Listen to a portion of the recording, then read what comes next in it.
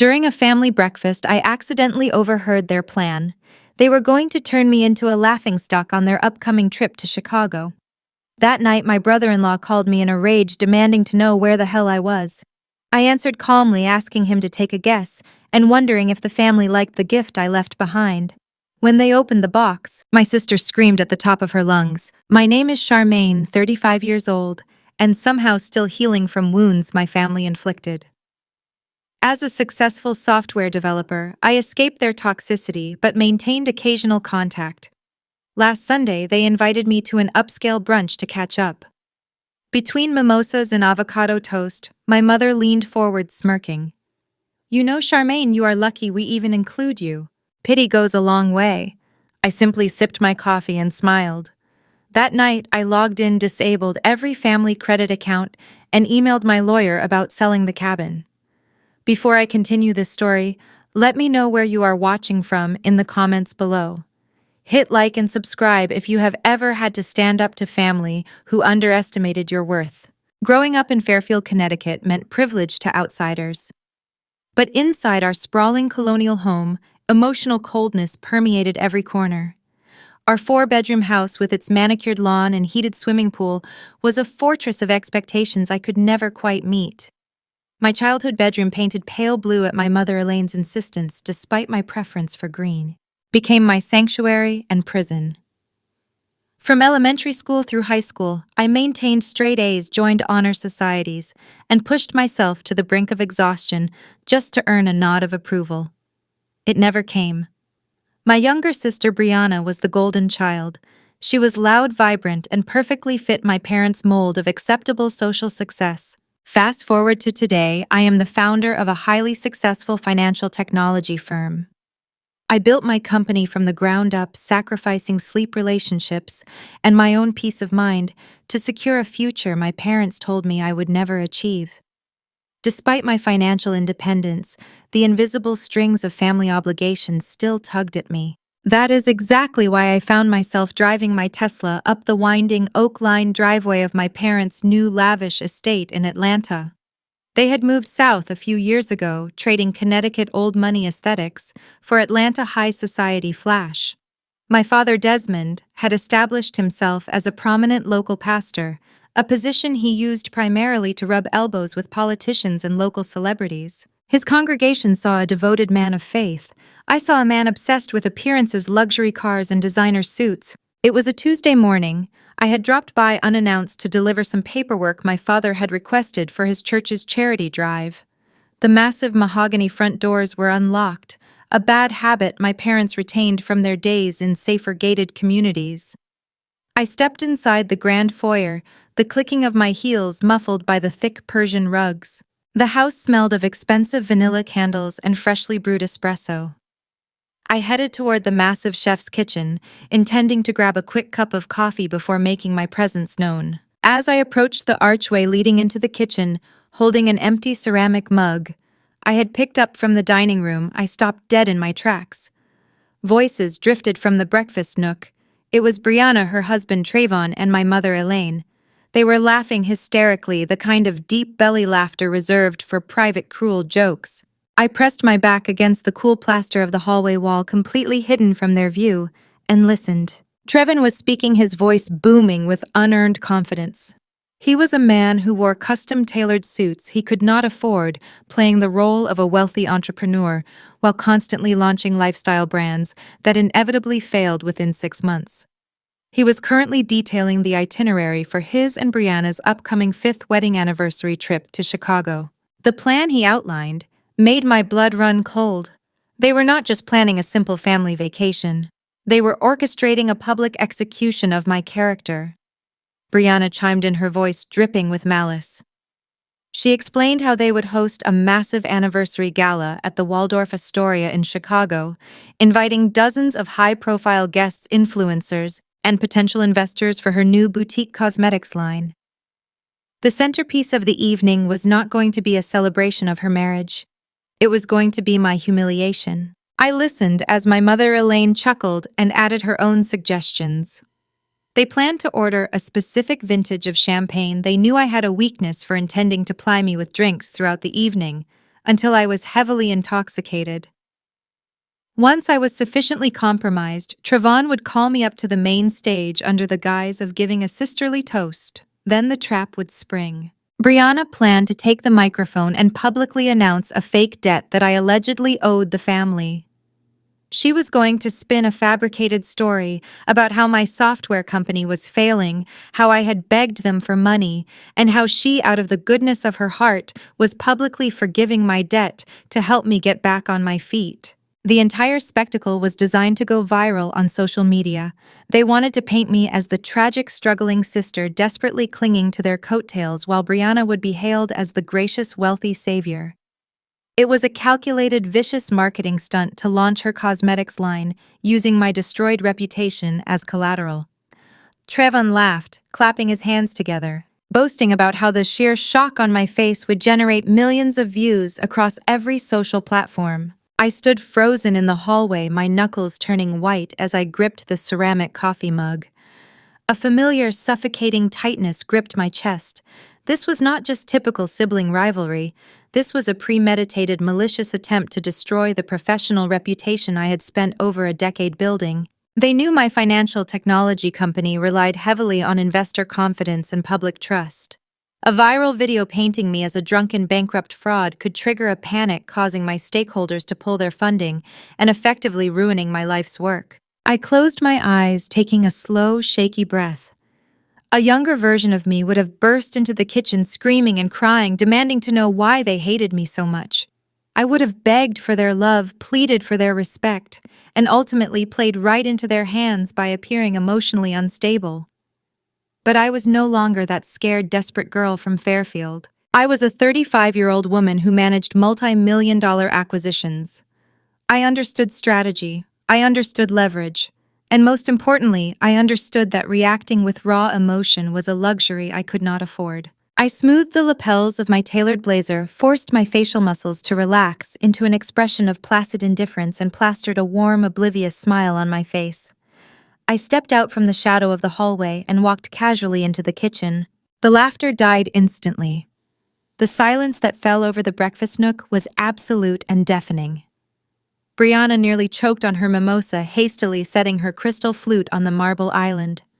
Trevon stiffened his eyes, darting toward the hallway, as if trying to calculate exactly how long I had been standing there. My mother, Elaine, recovered first, her fake smile snapping into place with practiced precision. "Good morning, darling," Elaine said, her voice a pitch higher than normal. "We were just talking about the Chicago trip. We are so excited you are coming." I walked over to the espresso machine, casually pouring a shot into my mug.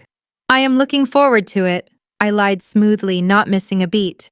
"It sounds like it will be an unforgettable weekend." Before anyone could respond, the heavy footsteps of my father Desmond echoed on the hardwood floor. He strode into the kitchen dressed in his Sunday best, despite it being a Tuesday, his gold watch catching the morning light. Desmond did not bother with pleasantries. He operated under the assumption that his authority was absolute and unquestionable. He looked at me, not with the warmth of a father greeting his daughter, but with the assessing glare of a manager addressing a subordinate. "Charmaine," Desmond said, bypassing a simple hello entirely. "Trevon needs to finalize the deposits for the Waldorf Astoria blocks today. Hand over your premium card. He can use it to secure the reservations, and we will settle the balances later." The sheer audacity of the demand hung in the air. He was not asking for a favor. He was commanding me to finance the very event designed to destroy me. As he stood there with his hand outstretched, the kitchen faded away, and I was suddenly pulled back to a bitter memory from 19 years ago. It was the morning of my 16th birthday.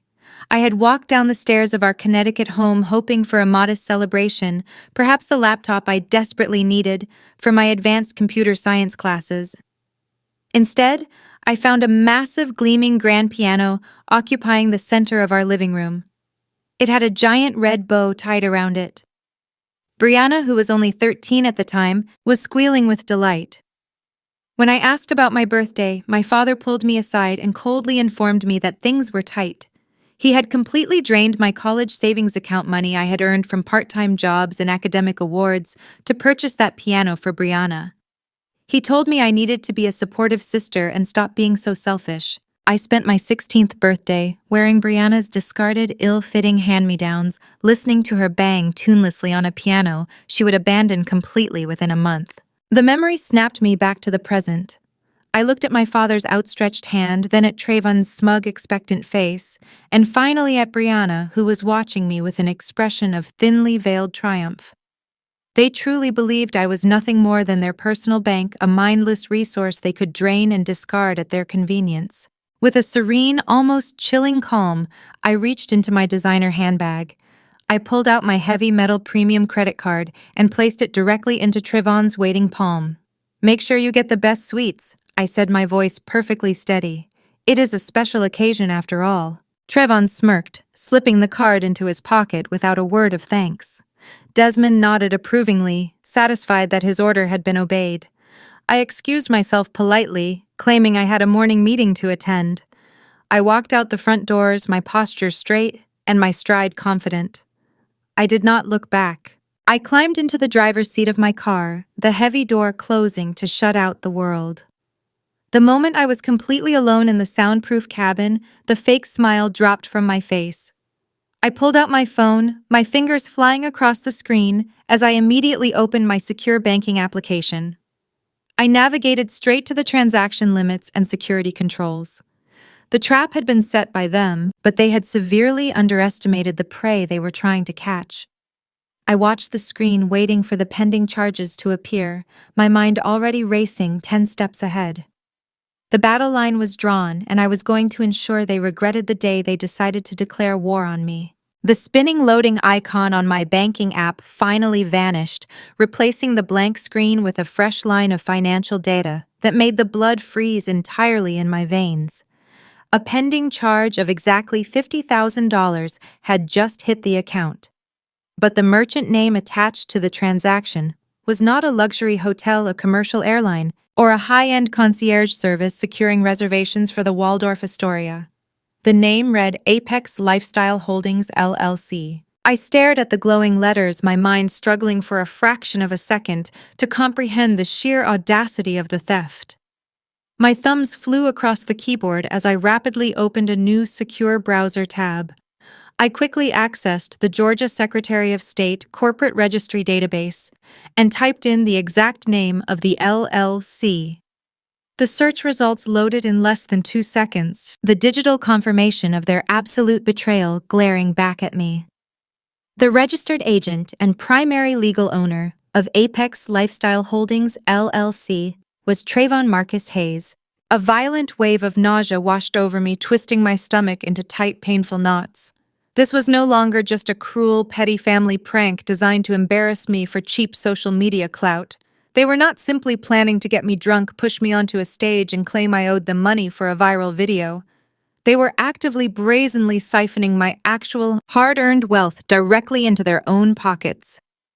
Trayvon had just stolen $50,000 from me while standing in my parents' kitchen, probably grinning his charming, deceitful smile the entire time. The audacity was absolutely staggering. They viewed my bank accounts as their personal unlimited slush fund, utterly confident that I was too blindly loyal to the concept of family to ever check the receipts or question their venomous motives. They deeply mistook my years of silent endurance for sheer stupidity. I put the car in drive and pulled away from the sprawling, meticulously landscaped estate. I did not turn the car around. I did not storm back through those heavy, imposing mahogany doors to confront them in a screaming match. Confrontation right now would be a catastrophic tactical error. It would give them the immediate opportunity to lie, to gaslight me, to destroy crucial digital evidence, or to move the stolen funds into an offshore account. I needed absolute, irrefutable proof, and I needed professional, lethal ammunition. I merged onto the busy highway, heading straight toward the towering glass and steel heart of downtown Atlanta. My destination was not a local police precinct. A simple theft report would tip them off entirely too soon and allow them to scramble their defense. Instead, I drove directly to the sleek, high-security high-rise that housed Vanguard Intelligence Group. They were an elite boutique private investigation firm specializing specifically in high-level corporate espionage, forensic accounting, and untangling complex financial crimes. I had utilized their services 2 years ago to quietly vet a highly suspicious potential merger for my software company. I knew their lead investigator, a sharp, unyielding, and brilliantly analytical man named Marcus Vance, was the absolute best in the business. He operated with complete discretion, terrifying efficiency, and zero tolerance for nonsense. I bypassed the valet parked in the secure underground garage and took the private access elevator straight up to the top floor. Marcus was sitting behind his massive minimalist desk when his executive assistant quickly ushered me into the soundproof office. I did not waste a single second with polite pleasantries. I placed my phone face up on his desk, displaying the fraudulent $50,000 transaction, and gave him a concise, entirely emotionless summary of exactly what had just transpired in my parents' kitchen. I detailed the upcoming trip to Chicago, the fake debt humiliation plan I had overheard, and the sudden unauthorized transfer of funds to Traven's shell company. I needed a complete, top-to-bottom forensic financial audit of both Trevon and Brianna. I needed to know exactly where my money was currently going and what other toxic secrets they were hiding behind their designer clothes and fake smiles. Marcus simply nodded, once his expression turning deadly serious. He immediately pulled up his secure terminal network and began initiating deep traces, tapping into encrypted financial databases that ordinary citizens could never dream of accessing. I sat rigidly in the plush leather chair opposite Marcus for 3 agonizing, suffocating hours. I drank bitter black coffee and kept my phone turned face down on the edge of the desk, actively ignoring the continuous stream of incoming text messages from my mother, Elaine.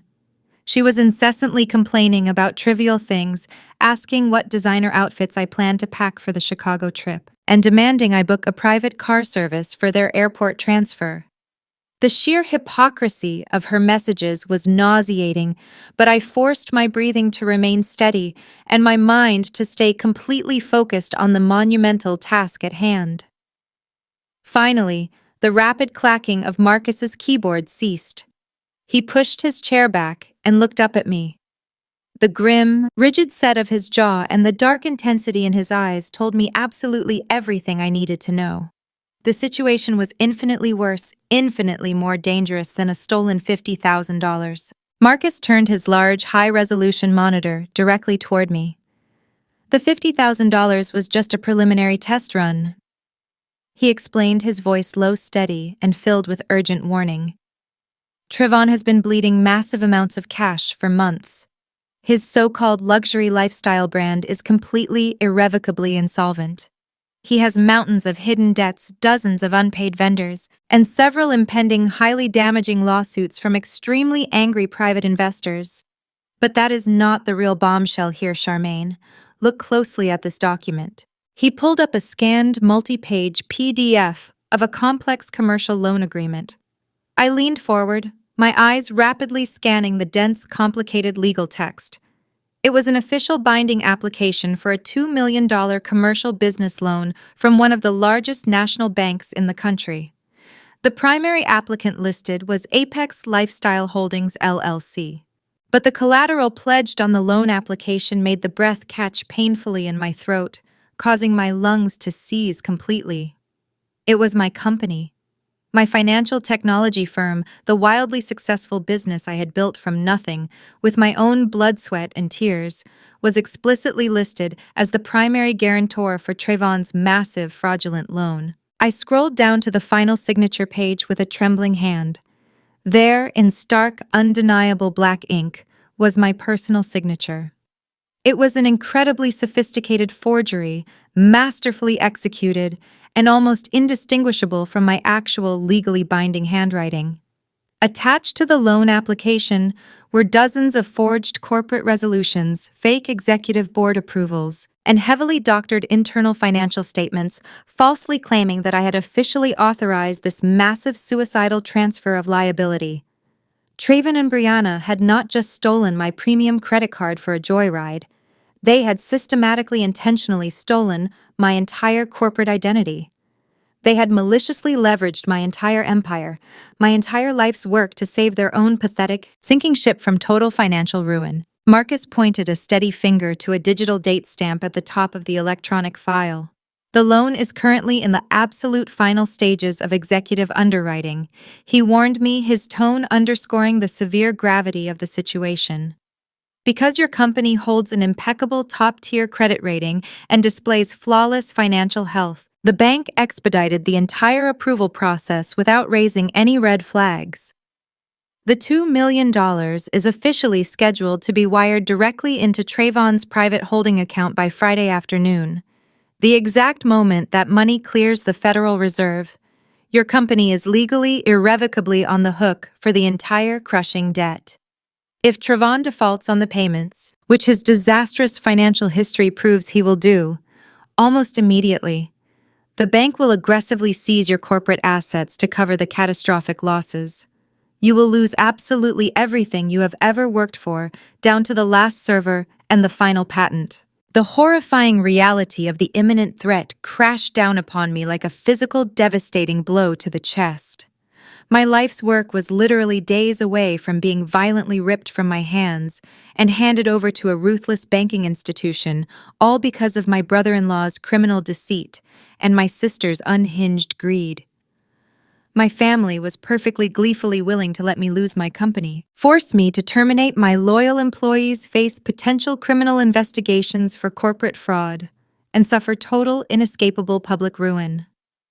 They were willing to sacrifice my entire existence just so Brianna could maintain her pathetic illusion of vast wealth, and Trayvon could continue to play the ridiculous role of a successful self-made mogul in the Atlanta social scene. There was absolutely no room left for hesitation. There was no time for tears, panic, or weakness. The clock was ticking loudly, and Friday was rapidly approaching like a speeding freight train. If I blindly confronted them now in a fit of rage, Trayvon would inevitably panic, desperately attempt to destroy the forged documents, or worse, find a corrupt way to manually accelerate the wire transfer process. I had to remain entirely invisible. I had to be infinitely smarter, colder, and more calculated than they could ever comprehend. I had to systematically dismantle their entire fraudulent operation from the inside out, completely undetected by their arrogant radar. I sincerely thanked Marcus secured a heavily encrypted, password-protected flash drive containing every single piece of damning evidence he had meticulously gathered, and walked purposefully out of the Vanguard Intelligence Group building. The intense midday sun beat down fiercely on the hot Atlanta pavement, but inside, I felt nothing but ice-cold, razor-sharp clarity. The conflict had wildly escalated from a petty, jealous family squabble into a brutal winner-takes-all fight for my absolute professional survival. It was time to gather my own ruthless generals and prepare the ultimate devastating counterstrike. Sunday arrived with the suffocating humid heat typical of Atlanta, but inside the exclusive Buckhead Country Club, the air conditioning hummed at a crisp, freezing temperature. I walked through the grand double doors, my heels clicking sharply against the polished marble floors. The dining room was a sea of crystal chandeliers, starched white linen tablecloths, and the quiet, pretentious chatter of the city's wealthy elite. My mother Elaine had orchestrated this Sunday dinner specifically to show off her supposedly flawless family to a select group of her former sorority sisters. These were women who judged success by the carat size of a diamond and the prominent display of designer logos. I spotted our table near the Grand Bay windows overlooking the manicured 18th hole. Elaine sat at the head, holding court like a reigning queen, flanked by her admiring friends. Beside her sat Brianna and Trayvon, playing the roles of the perfect successful couple. Desmond sat opposite Elaine, nodding along to whatever boastful story was currently being told. I approached the massive oak table wearing a perfectly tailored charcoal gray business suit. It was a bespoke piece, sharp professional, and entirely devoid of flashy brand markers.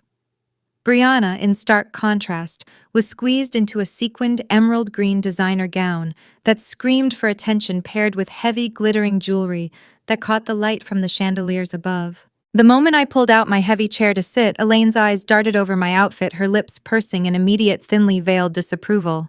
"Charmaine, darling!" Elaine drawled, her voice loud enough to ensure the entire table and the neighboring ones could hear her judgment perfectly. Did you come straight from the office on a Sunday? We are at a prestigious country club, not a sterile boardroom. Look at your sister Brianna. She always knows exactly how to dress for the occasion. So vibrant, so full of life and elegance. You really should let her take you shopping sometime. You wear so much gray it washes you out completely and makes you look horribly tired. The sorority sisters offered polite, pitying smiles in my direction, their eyes raking critically over my understated suit. Brianna preened, adjusting a heavy diamond tennis bracelet on her wrist and shooting me a look of pure, unadulterated smugness. I did not flinch. I did not offer a defensive explanation about the cost or the meticulous tailoring of my suit. I simply took my seat, unfolded my heavy linen napkin across my lap, and offered a serene, impenetrable smile. "Thank you for the suggestion, Mother," I replied smoothly, keeping my tone light and entirely unbothered by her venom. But gray suits my purpose perfectly. It keeps people focused on what I am saying rather than being distracted by what I am wearing. The waiter arrived shortly after the tense exchange, pouring ice water from a silver pitcher and taking our orders with practiced efficiency.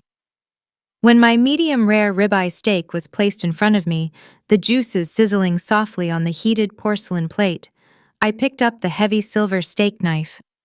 As the serrated edge sliced smoothly through the perfectly cooked meat, the rich, savory aroma momentarily faded, replaced by a sudden violent sensory shift. Instead of the opulent country club, with its soft piano music and clinking crystal, I was abruptly transported back 10 grueling years. I could vividly smell the stale, damp air of my cramped, windowless studio apartment in a rough neighborhood on the outskirts of the city. The walls had been so paper-thin I could hear every blaring siren, every shouted argument on the cracked pavement below. Back then, I possessed absolutely nothing but a battered second-hand laptop, a relentless burning drive, and a brilliant concept for a predictive financial algorithm. I ate cheap instant ramen noodles for 3 solid years, rationing my meager grocery budget down to the penny, so every remaining dollar could be poured into essential server costs and software development licenses. My hands had literally shaken with exhaustion from coding until dawn, day after day, month after month. I built my empire with my own 2 hands in the dark, surviving on sheer grit, raw ambition, and the absolute refusal to fail. And where were my loving parents during those grueling, terrifying years of sacrifice? Desmond and Elaine were standing proudly at the pulpit of their affluent church, shaking their heads mournfully to their wealthy congregation. They actively told anyone who would listen that I was a lost soul, a stubborn, foolish girl who was embarrassing the family by refusing to take a respectable, low-level corporate desk job. They painted me as a reckless failure, a cautionary tale of an ungrateful child who refused to listen to her wise parents. They offered me absolutely zero support, neither financial nor emotional. They actively distanced themselves from my struggle, only sweeping back into my life when my company hit its first major valuation and the tech magazine started calling me a visionary pioneer. I pressed the heavy silver fork into the expensive steak, anchoring myself firmly back in the luxurious present. I chewed the meat slowly, deliberately, letting the bitter memory fuel the cold, calculated fire burning steadily in my chest. They wanted to play the role of the perfect supportive family today, in front of their high society friends. I was going to let them perform right into my meticulously crafted trap. The conversation around the table shifted seamlessly from local country club gossip to the upcoming anniversary trip to Chicago. Traven was completely dominating the discussion, his voice booming, as he aggressively bragged to the sorority sisters about the lavish itinerary he had planned. He listed the 5-star restaurants, the exclusive VIP backstage experiences, and the exorbitant cost of the Waldorf Astoria suites, conveniently failing to mention that my premium credit card was unknowingly funding the entire pathetic charade. I waited patiently for the perfect lull in the arrogant chatter, taking a slow, measured sip of my sparkling water. Underneath the table, hidden perfectly by the drape of the heavy white linen tablecloth, I slipped my smartphone from my tailored blazer pocket. I kept my eyes fixed casually on Trayvon, my thumb moving with practiced, silent precision. I unlocked the screen by touch alone, navigated quickly to the voice memo application, and silently hit record. I slid the device under my napkin, the highly sensitive microphone angled perfectly to capture every single word spoken at our end of the table. The trap was officially set. Now I just needed the rat to confidently take the bait.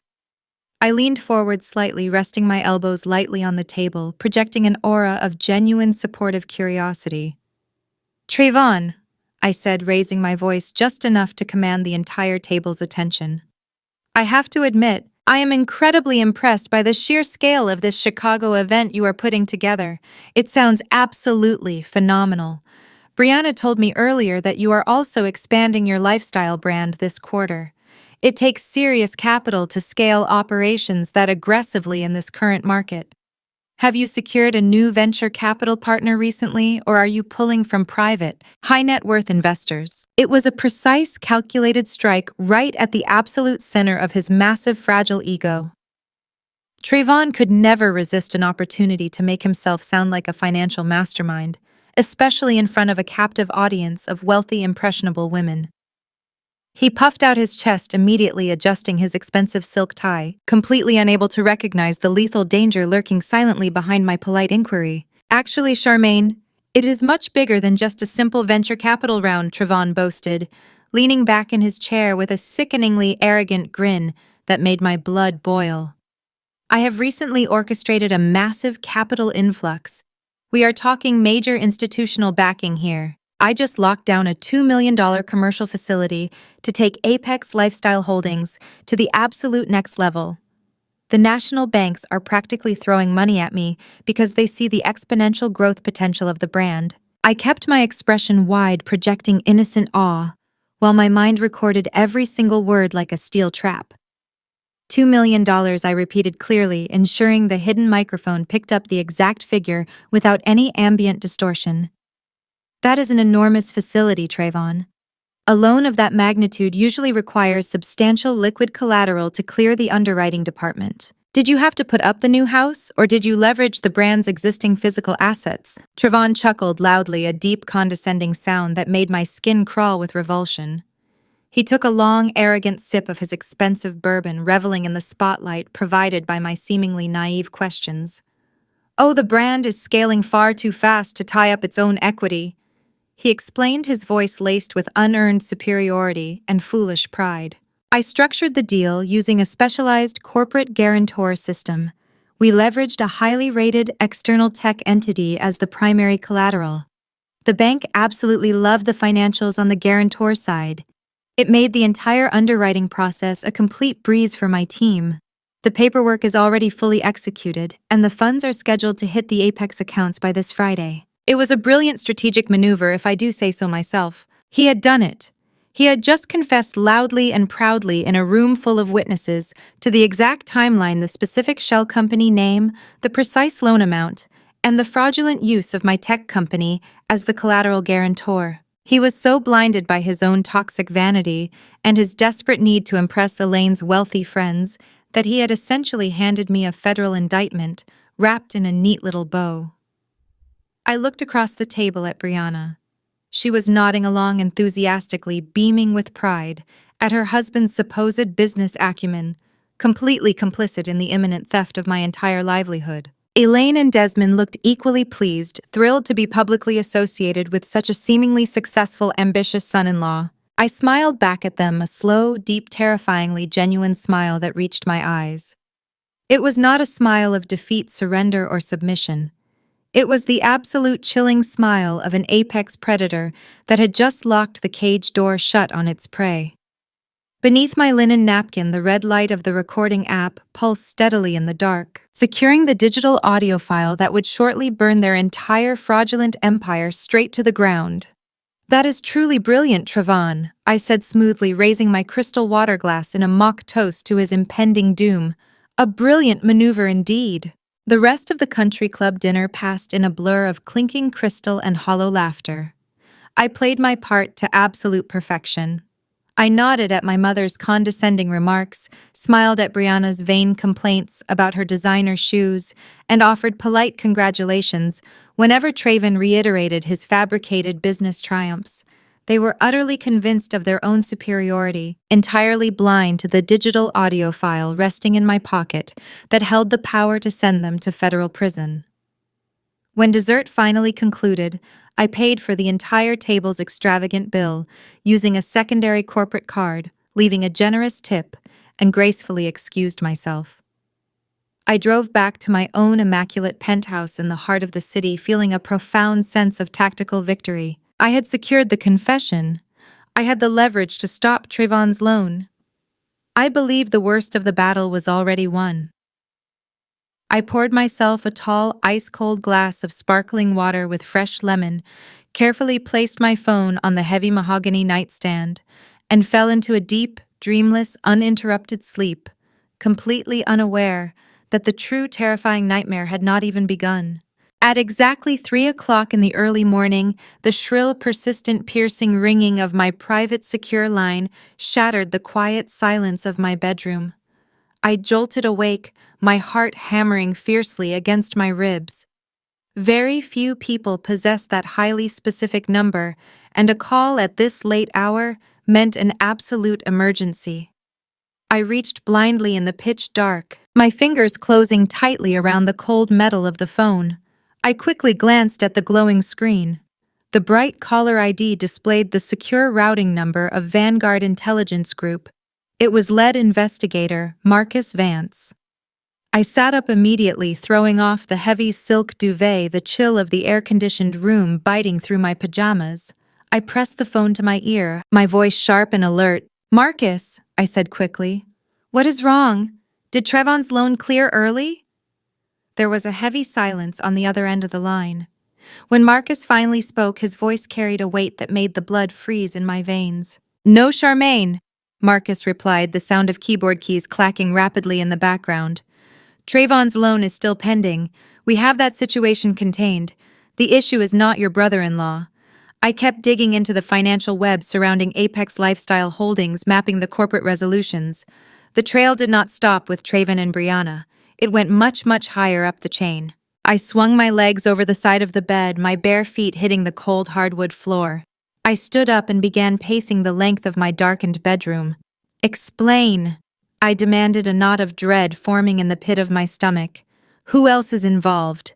"It is your parents, Charmaine," Marcus stated. "Desmond and Elaine."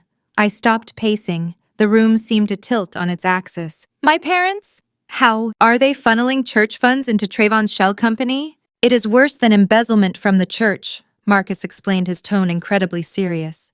"When I breached the highly encrypted servers securing the property deed and the mortgage records for their Atlanta estate, I found massive glaring anomalies.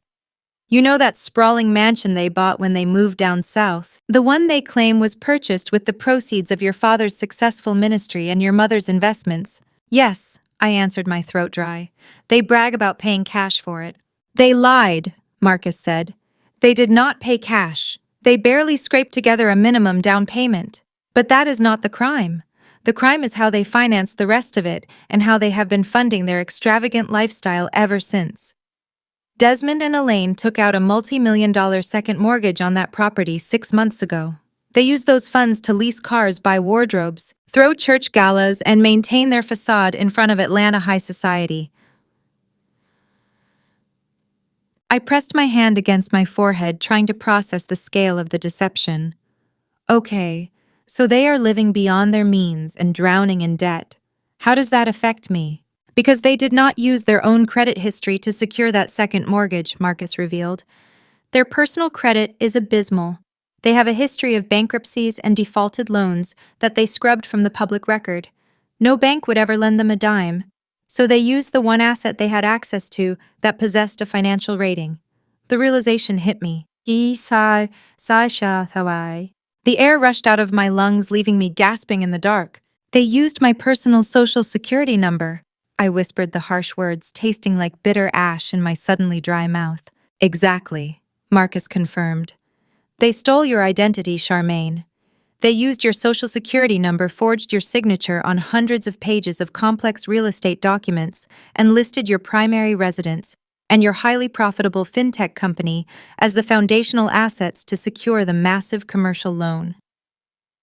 On paper, according to the federal banking system, you are the sole primary borrower for a sprawling, luxurious Atlanta mansion you do not even live in.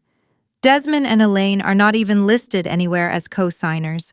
They structured the fraud perfectly to shield themselves while leaving you entirely exposed to the risk. Yeah.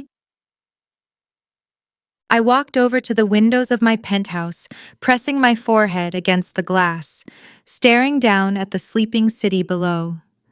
The magnitude of their betrayal defied logic. My own parents, the people who were supposed to protect me, love me, and guide me, had set me up for total financial annihilation. "What are the immediate stakes, Marcus?" I asked, my voice calm. "Give me the damage assessment." "The stakes are catastrophic," Marcus replied. "I ran a diagnostic on their assets. Desmond and Elaine's bank accounts are drained. They have been shuffling money between high-interest credit cards just to make the minimum mortgage payments for the past 3 months. They are tapped out. They are weeks, possibly mere days away from a default on that $2 million loan. When they inevitably default on the payments, the bank will not go after Desmond and Elaine. The bank will come directly for you, Charmaine. You will be held entirely legally responsible for the massive debt. They will immediately freeze your personal bank accounts. They will place aggressive, unbreakable liens on your fintech company. Your immaculate credit score will be completely obliterated overnight. You will face absolute personal bankruptcy." I closed my eyes tightly, vividly visualizing the absolute catastrophic destruction of everything I had painstakingly built over the last 15 years of my life. "And it gets worse," Marcus added. "Because your stolen identity was used to secure funds, this elevates the situation from civil liability to federal wire fraud and identity theft. If the authorities investigate and you cannot prove you did not sign those documents, you could face criminal charges. You could go to prison, Charmaine. Meanwhile, your parents would walk away clean, playing the role of victims whose wealthy daughter made investments." "I understand," I said. I ended the call and let the phone drop from my fingers onto the carpet. I stood still in the darkness of my bedroom. The silence was heavy. For my entire life, I had carried a burden of familial guilt. I had internalized their criticisms. I had analyzed my own behavior, wondering what flaw I possessed that made me so unworthy of my parents' love. I had convinced myself that if I just worked harder, achieved more success, and offered enough generosity, I could buy their respect and finally fix our broken family dynamic. In the span of a midnight phone call, every ounce of that guilt, every shred of hope, and every childhood wish evaporated. It vanished into the air, leaving nothing behind but a void. This was no longer a case of sibling rivalry. This was no longer about Brianna wanting the spotlight or Trayvon acting like a parasite. This was a calculated assassination attempt on my existence. The pillars of the community, the pastor and the socialite, had strapped a ticking time bomb to my chest just so they could continue to wear clothes and impress their friends. They had offered me up as a sacrificial lamb on the altar of their own vanity. The profound sorrow that had gripped my heart for 35 long years was suddenly replaced by something entirely different. It was replaced by a terrifying, absolute rage. It was a cold, bright fire burning with crystalline clarity. The protective emotional barriers I had carefully maintained to keep the peace were gone forever. The familial gloves were finally permanently off. I would not just stop the fraudulent loans. I would completely, methodically, and ruthlessly dismantle their entire world. I would strip away their fake wealth, expose their dark sins to everyone, and leave them with absolutely nothing but the hollow truth. At exactly 8 in the morning, I walked into the sleek glass-enclosed conference room of Sterling Vance and Sterling. They were the most feared corporate litigation firm in Atlanta, a collection of ruthless, highly priced legal sharks who specialized in hostile takeovers, corporate espionage defense, and destroying financial adversaries with surgical precision. I bypassed the standard polite pleasantries and slid a heavily encrypted flash drive directly across the polished mahogany table. Lead partner Harrison Sterling, a formidable man with cold gray eyes and a notorious reputation for completely dismantling his opponents, inserted the drive into his secure terminal flawlessly. He did this without a single word, Alongside him sat two senior forensic financial analysts and a brutal, highly effective real estate litigator named Evelyn Pierce. I detailed the horrific situation with absolute icy detachment. I laid out Traven's fraudulent commercial loan application and then dropped the ultimate devastating bombshell regarding my own parents. I explicitly explained how Desmond and Elaine had maliciously used my personal social security number and my company's pristine credit rating to secure a multi-million-dollar second mortgage on their sprawling estate. I did not want to simply report the massive identity theft today. I refused to go to the local authorities and wait for a slow, highly bureaucratic police investigation. A standard police report would immediately tip them off, giving them ample time to destroy crucial digital evidence, hire criminal defense attorneys, and spin a deceptive public narrative painting themselves as innocent victims of a tragic misunderstanding. I wanted absolute, immediate, and unilateral control. I looked directly at Harrison and demanded a comprehensive legal strategy that would weaponize their own egregious fraud against them. I wanted to actively turn their illegal financial maneuvering into the very instrument of their absolute destruction right now. Harrison steepled his fingers, his cold gray eyes rapidly scanning the dense digital files displayed on the massive presentation monitor. The silence in the large room was heavy, filled only by the rapid, rhythmic clicking of Evelyn Pierce typing detailed notes into her digital tablet. After 30 excruciating minutes of meticulously reviewing the expertly forged signatures, the fake corporate board resolutions, and the deeply buried property deeds, Harrison finally looked up. A slow, terrifyingly predatory smile spread across his weathered face. He looked directly at Evelyn, who nodded in absolute silent agreement. They did not just find a simple way. They discovered a beautiful, legally binding reality that Trayvon, Brianna, Desmond, and Elaine were entirely too arrogant and foolish to realize when they brazenly committed their crimes.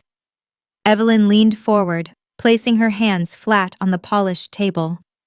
Because Trayvon and your parents intentionally used your exact name, your personal social security number, and your corporate business credentials as the primary guarantors for every single one of these massive loans.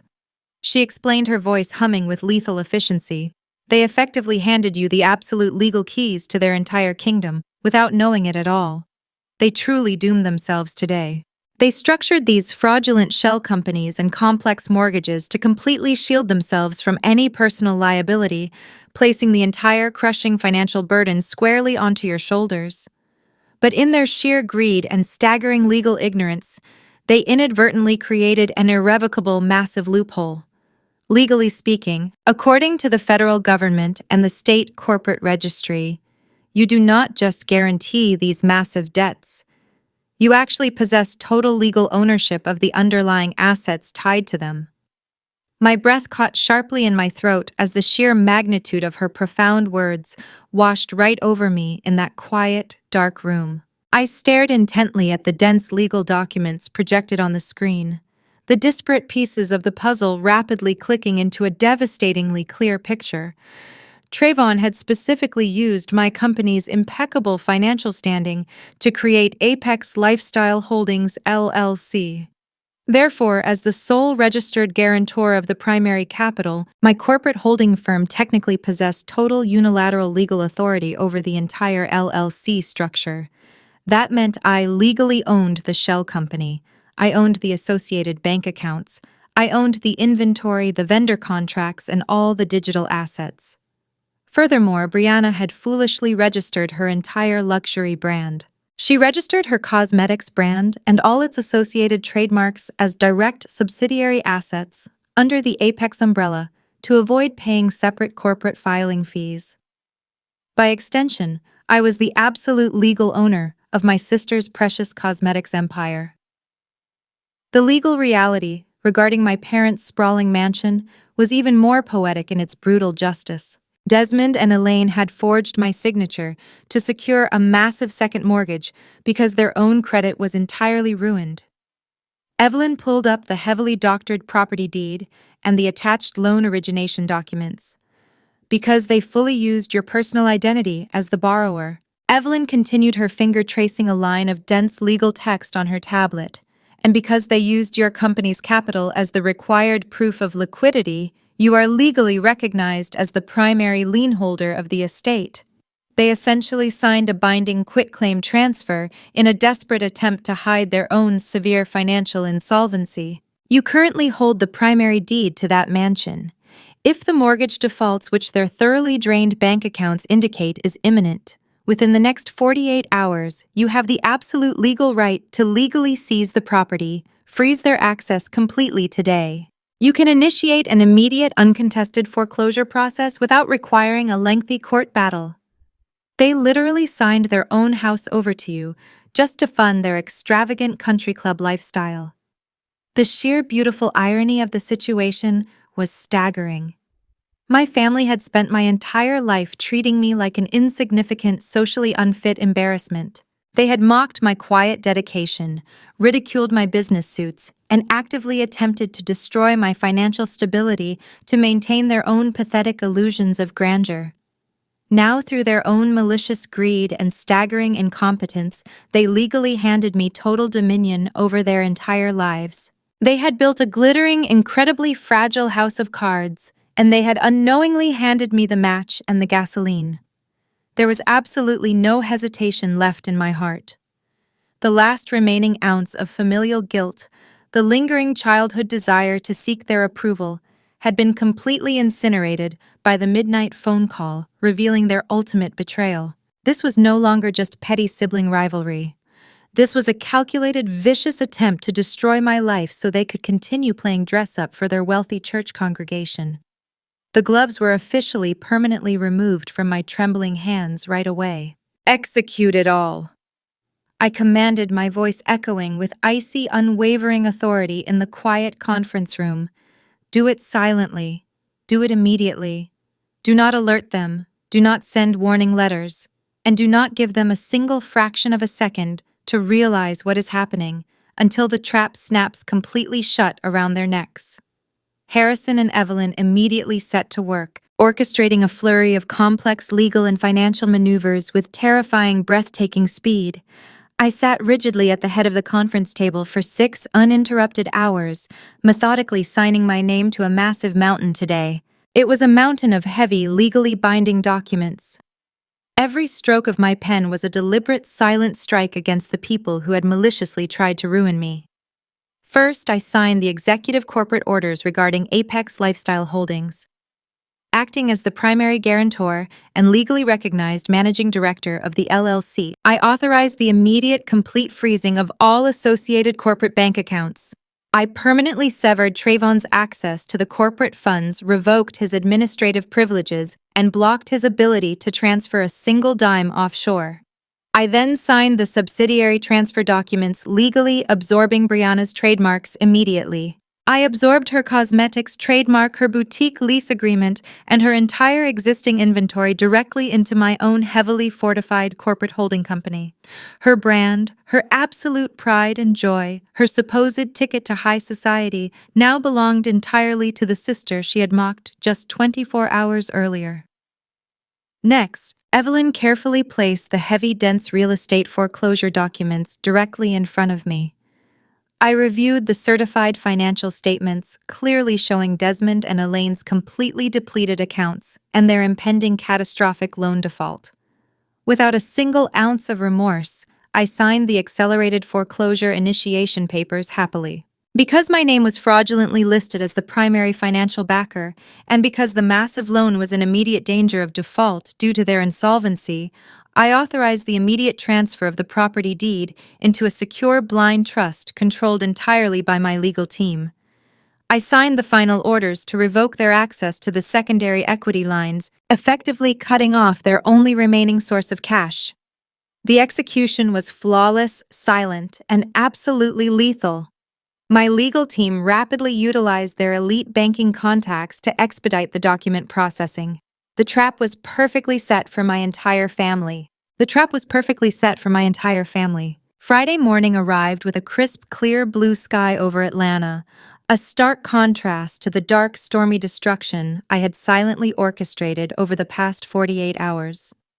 The heavy, suffocating humidity of the Georgia summer had momentarily broken, leaving a fresh, breezy morning in its wake. I pulled my sleek black sedan into the short-term parking garage at Hartsfield-Jackson International Airport, gripping the steering wheel with steady, calm hands. Today was the day of the highly anticipated, lavishly funded Chicago trip. Today was the day the guillotine would finally decisively fall. I navigated through the bustling, brightly lit international terminal, my eyes scanning the sea of rushed travelers, rolling suitcases, and glowing departure screens. It did not take long to spot them. My family was entirely impossible to miss. They stood near the priority check-in counters, commanding attention and occupying space with their usual loud, entitled arrogance. They were dressed to the nines, treating the busy airport terminal like their own personal high-fashion runway. Yvonne was draped in a voluminous cream-colored cashmere duster coat that cost more than a reliable used car, paired with oversized designer sunglasses that she wore indoors without a hint of irony. She stood beside a towering stack of matching monogrammed luxury luggage, tapping her foot impatiently against the polished terrazzo floor. Desmond stood beside her wearing a sharp, custom-tailored navy blazer and a perfectly pressed white linen shirt, holding a leather travel wallet, as if he were a visiting dignitary preparing to address a waiting crowd. Brianna and Traven were putting on an even more obnoxious display. Brianna was poured into a skin-tight blush pink silk jumpsuit that looked entirely restrictive for a flight paired with towering strappy stiletto heels that clicked loudly against the floor every time she shifted her weight. She held a massive, heavily branded tote bag over one arm, her wrist glittering with the diamond tennis bracelet she had flaunted at the country club. Traven stood beside her wearing a loud, aggressively patterned silk shirt, unbuttoned dangerously low, displaying a thick gold chain resting against his chest. He was speaking loudly into his latest model smartphone, purposefully projecting his voice so that every passenger within a 50-foot radius could hear him boasting about first-class upgrades and VIP concierge services. I approached the group, pasting a look of mild, hurried exhaustion onto my face. I wore a simple, unbranded black trench coat over dark slacks, deliberately playing the role of the overworked, unglamorous corporate drone they expected me to be. "There she is," Yvonne announced loudly as I approached, pulling her sunglasses down the bridge of her nose to glare at me. "Always the absolute last one to arrive.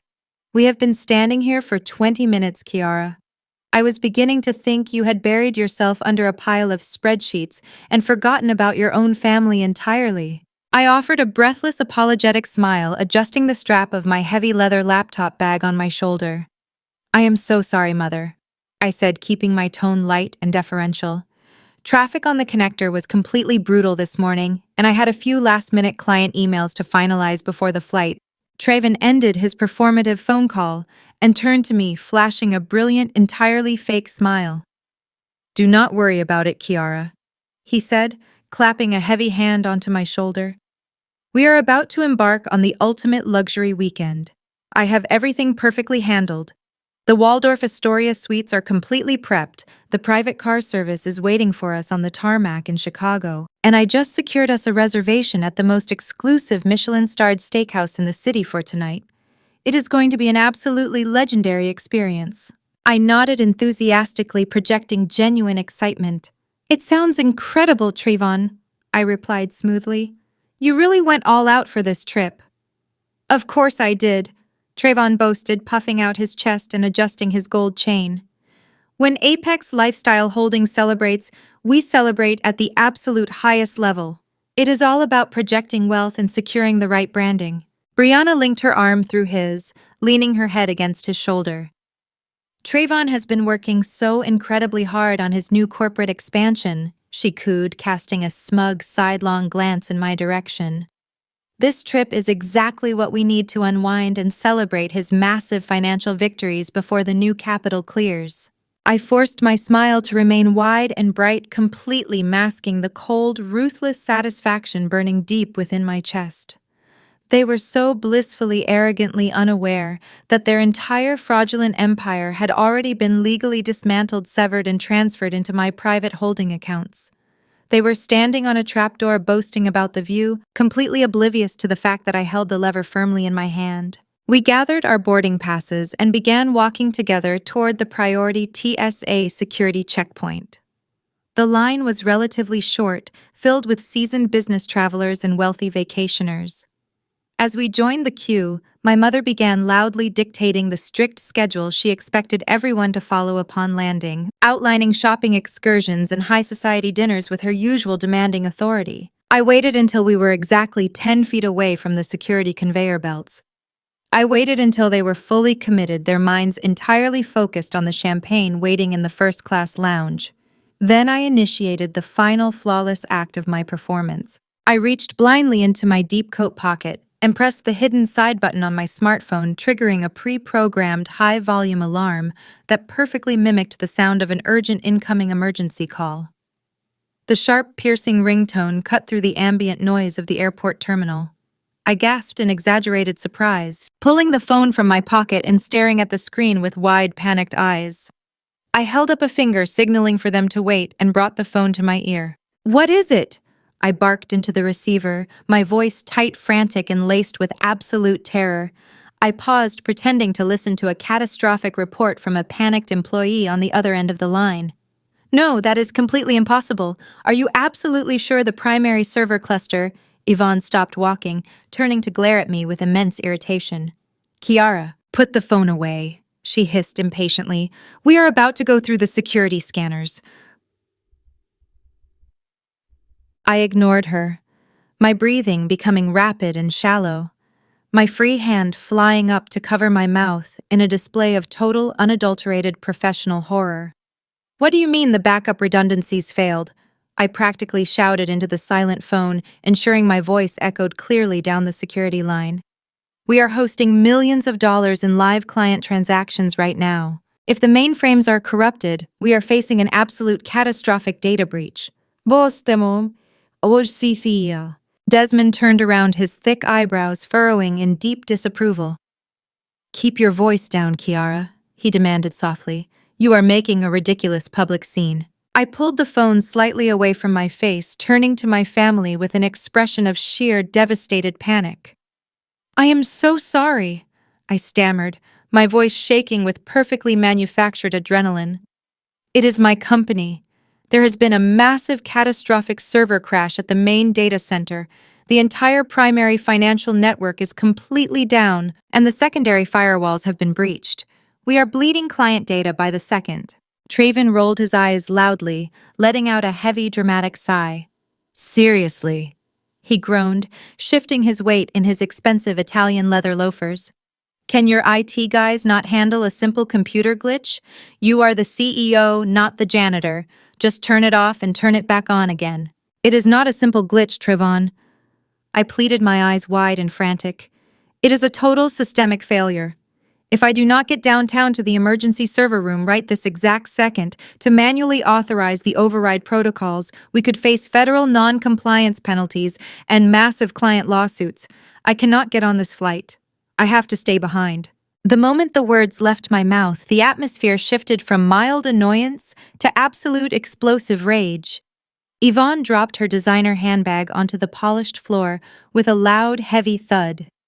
She stepped directly into my personal space, her face flushed with fury, her voice rising to a shrill, piercing volume that completely ignored the stares of the surrounding passengers and TSA agents. "You have got to be kidding me!" Yvonne practically screamed, her perfectly manicured finger jabbing aggressively toward my chest. "You are a selfish workaholic who ruins every family moment. We planned this luxurious anniversary trip for months, and you are going to abandon us at the security gate for a stupid computer problem. You have absolutely no respect for this family, Kiara. None." I hung my head, staring at the floor, forcing my shoulders to slump in a posture of complete defeated submission. "I am so incredibly sorry, Mother," I whispered, my voice thick with fake tears. "I really wanted to go. I just cannot let my entire company collapse." Desmond shook his head slowly, his expression twisting into a mask of pure, unadulterated disgust. He looked at me as if I were a piece of trash stuck to the bottom of his shoe. "You are a massive disappointment, Kiara," he said, his voice dripping with venomous contempt. Your priorities have always been completely backwards. You care more about glowing screens and bank accounts than you do about honoring your own parents. You are an embarrassment to everything this family stands for. Brianna crossed her arms tightly over her chest, letting out a loud theatrical scoff. Unbelievable, she sneered, looking me up and down with absolute disdain. You always do this. You always find a way to make everything about you and your pathetic, boring little company. You cannot even let Traven and me enjoy our success for one single weekend without throwing a massive, dramatic temper tantrum. I absorbed their vicious, hateful words, storing them deep inside my mind, letting their absolute cruelty fuel the cold, dark satisfaction blossoming in my chest. They were showing me their true, hideous colors in front of hundreds of strangers, completely unmasked, completely toxic, and utterly irredeemable. Their fake smiles were gone, replaced by the ugly, sneering faces of people who viewed me only as a tool to be used and discarded. I am so sorry, Brianna, I pleaded, taking a step forward and wrapping my arms around her stiff, unyielding shoulders in a brief, apologetic hug. I know how much you were looking forward to this. Please do not let my absence ruin the weekend for you. I pulled away from Brianna and turned to Trayvon. He was looking at his luxury watch, clearly annoyed by the delay, his foot tapping impatiently against the floor. I reached out my hands, trembling slightly with fake distress, and gently straightened the lapel of his loud, expensive silk shirt. I smoothed the fabric perfectly, looking up into his arrogant, deceitful eyes with an expression of total blind devotion. Trayvon, I said, my voice soft, supportive, and entirely compliant. I am so sorry I cannot be there to celebrate your massive expansion. Please, I want you all to have the most incredible, unforgettable weekend possible. Do not worry about a single expense. Put everything on my card and have the time of your lives. Trayvon's annoyance vanished instantly, replaced by a wide, greedy, opportunistic grin. His eyes lit up at the prospect of unlimited, unsupervised access to my financial resources. Are you sure, Kiara? He asked, feigning polite hesitation while already mentally planning his extravagant purchases. We do not want to take advantage. I am absolutely sure, I insisted, stepping back and offering a brave, encouraging smile. It is the very least I can do to make up for ruining the departure. Go, enjoy the first-class lounge, order the vintage champagne. I will deal with the servers here. Just promise me you will live it up. Yvonne scoffed loudly, picking her designer handbag up off the floor and adjusting her cashmere coat. Well, since you insist on being a martyr to your job, we will certainly not let your terrible attitude ruin our anniversary, she declared haughtily. Come along, Desmond. Let us go enjoy the luxury lounge while Kiara deals with her cables and wires. Desmond offered one final disgusted shake of his head before turning his back on me completely. Brianna and Trayvon quickly followed suit, their faces instantly breaking into excited, greedy smiles as they handed their first-class boarding passes to the TSA agent. They did not look back. They did not wave goodbye. They simply strutted through the security checkpoint, their heads held high, laughing together as they walked toward the exclusive restricted access luxury lounge. I stood completely still in the middle of the busy terminal, my hands resting casually in the pockets of my black trench coat. I watched their retreating figures, observing the arrogant sway of Brianna's hips, the pompous strut of Trayvon's walk, and the entitled, demanding posture of my parents. As they disappeared around the corner, heading toward the escalators that would take them up to the first-class lounge, the frantic, panicked expression melted entirely from my face. My shoulders relaxed, my breathing slowed, and a slow, deep, devastatingly cold smirk spread across my lips. The performance was officially over. The final curtain had dropped. I reached into my pocket, pulled out my smartphone, and opened the secure banking application. I navigated quickly to the master control dashboard for my primary premium credit card. I stared at the screen, a profound sense of absolute terrifying power surging through my veins. Trayvon, Brianna, Yvonne, and Desmond were currently walking toward a private lounge, fully believing they had unlimited access to my wealth. They were eagerly anticipating a weekend of 5-star suites, private cars, and Michelin-starred dinners. What they did not know was that my legal team had already executed the trap. They did not know that Trayvon's corporate accounts were currently frozen solid. They did not know that Brianna's cosmetics company was now legally owned by my holding firm. They did not know that the massive fraudulent second mortgage had triggered an immediate irrevocable foreclosure protocol on their sprawling, beloved Atlanta mansion. And they certainly did not know that I had personally scheduled my premium credit card company to permanently, irrevocably lock the account and decline all transactions the absolute second their flight touched down on the tarmac in Chicago. I pressed the confirmation button on my screen, locking the sequence into place. I turned around, my heels clicking sharply, methodically against the polished airport floor, and walked out into the bright, beautiful Atlanta morning. They wanted to experience the ultimate luxury lifestyle on my dime. Instead, they were flying first class directly into a total, inescapable financial apocalypse, and they would have absolutely nothing left when they landed. The drive from Hartsfield-Jackson International Airport to the sprawling, affluent suburbs of North Atlanta took exactly 45 minutes. Traffic was uncharacteristically light, allowing my mind to settle into a state of profound, crystalline clarity. I gripped the leather steering wheel of my sedan, navigating the winding, tree-lined streets that led to the gated community my parents so proudly called their own. Desmond and Elaine had chosen this specific neighborhood for its exclusivity, paying a premium to reside among local politicians, minor celebrities, and corporate tycoons. They wanted to project an image of undeniable generational wealth. Now, as I pulled up to the heavy wrought iron security gates, that image felt incredibly hollow. I punched in the private family access code. The heavy gates swung open smoothly, granting me total unquestioned entry. I parked my car at the end of their long, sweeping cobblestone driveway, carefully keeping it hidden behind a towering row of perfectly manicured Italian cypress trees. I did not want nosy neighbors reporting my presence.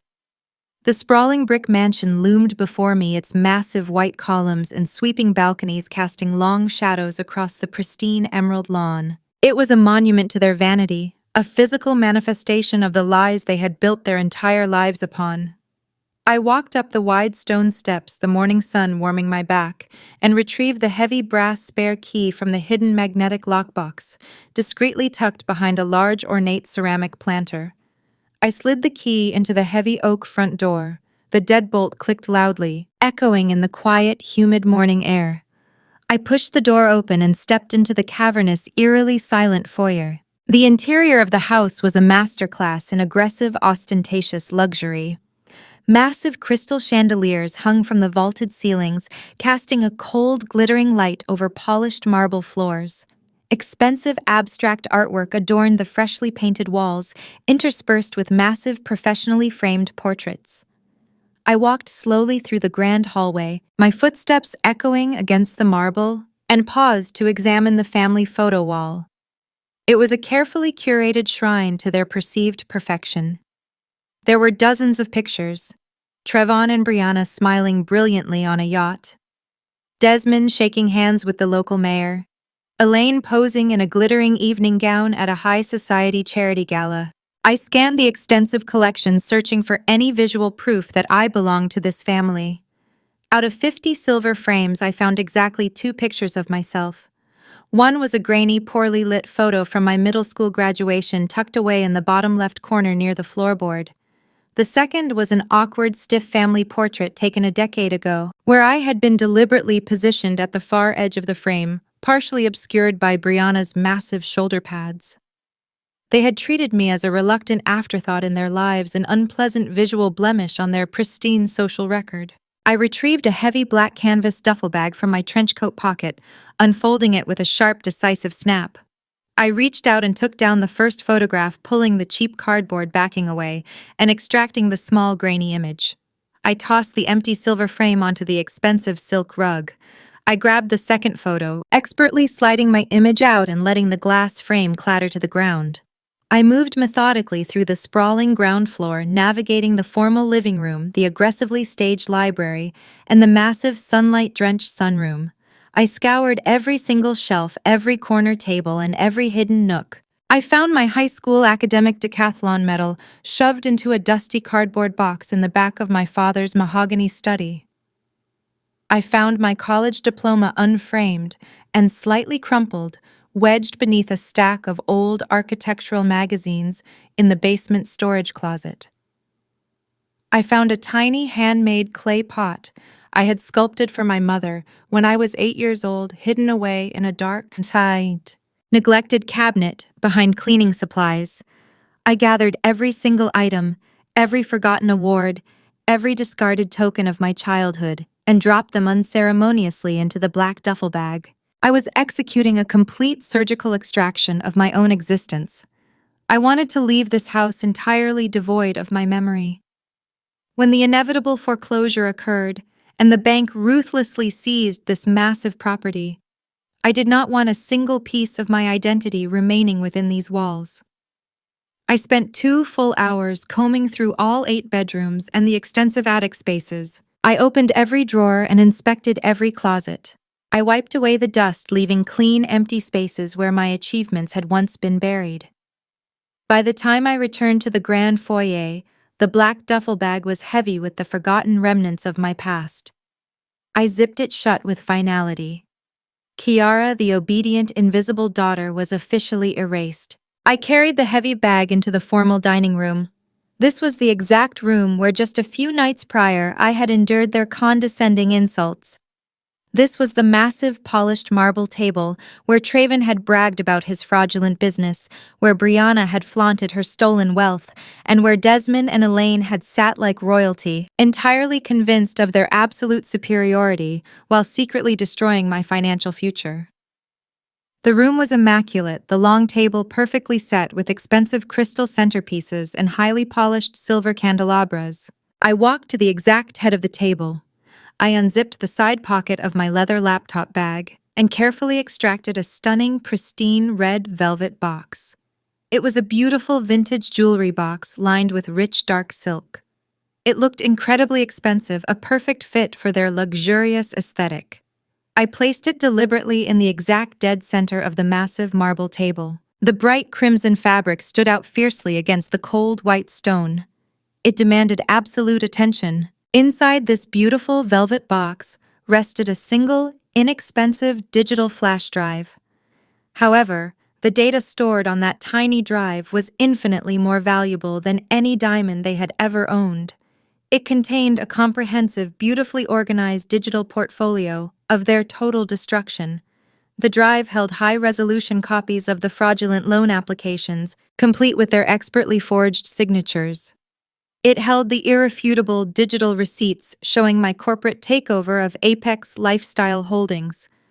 It contained the legal transfer documents proving my absolute ownership of Brianna's beloved cosmetics brand. Most importantly, it held the official stamped bank notices initiating the immediate, aggressive foreclosure of the very mansion they currently called home. It was a complete, meticulously documented financial autopsy.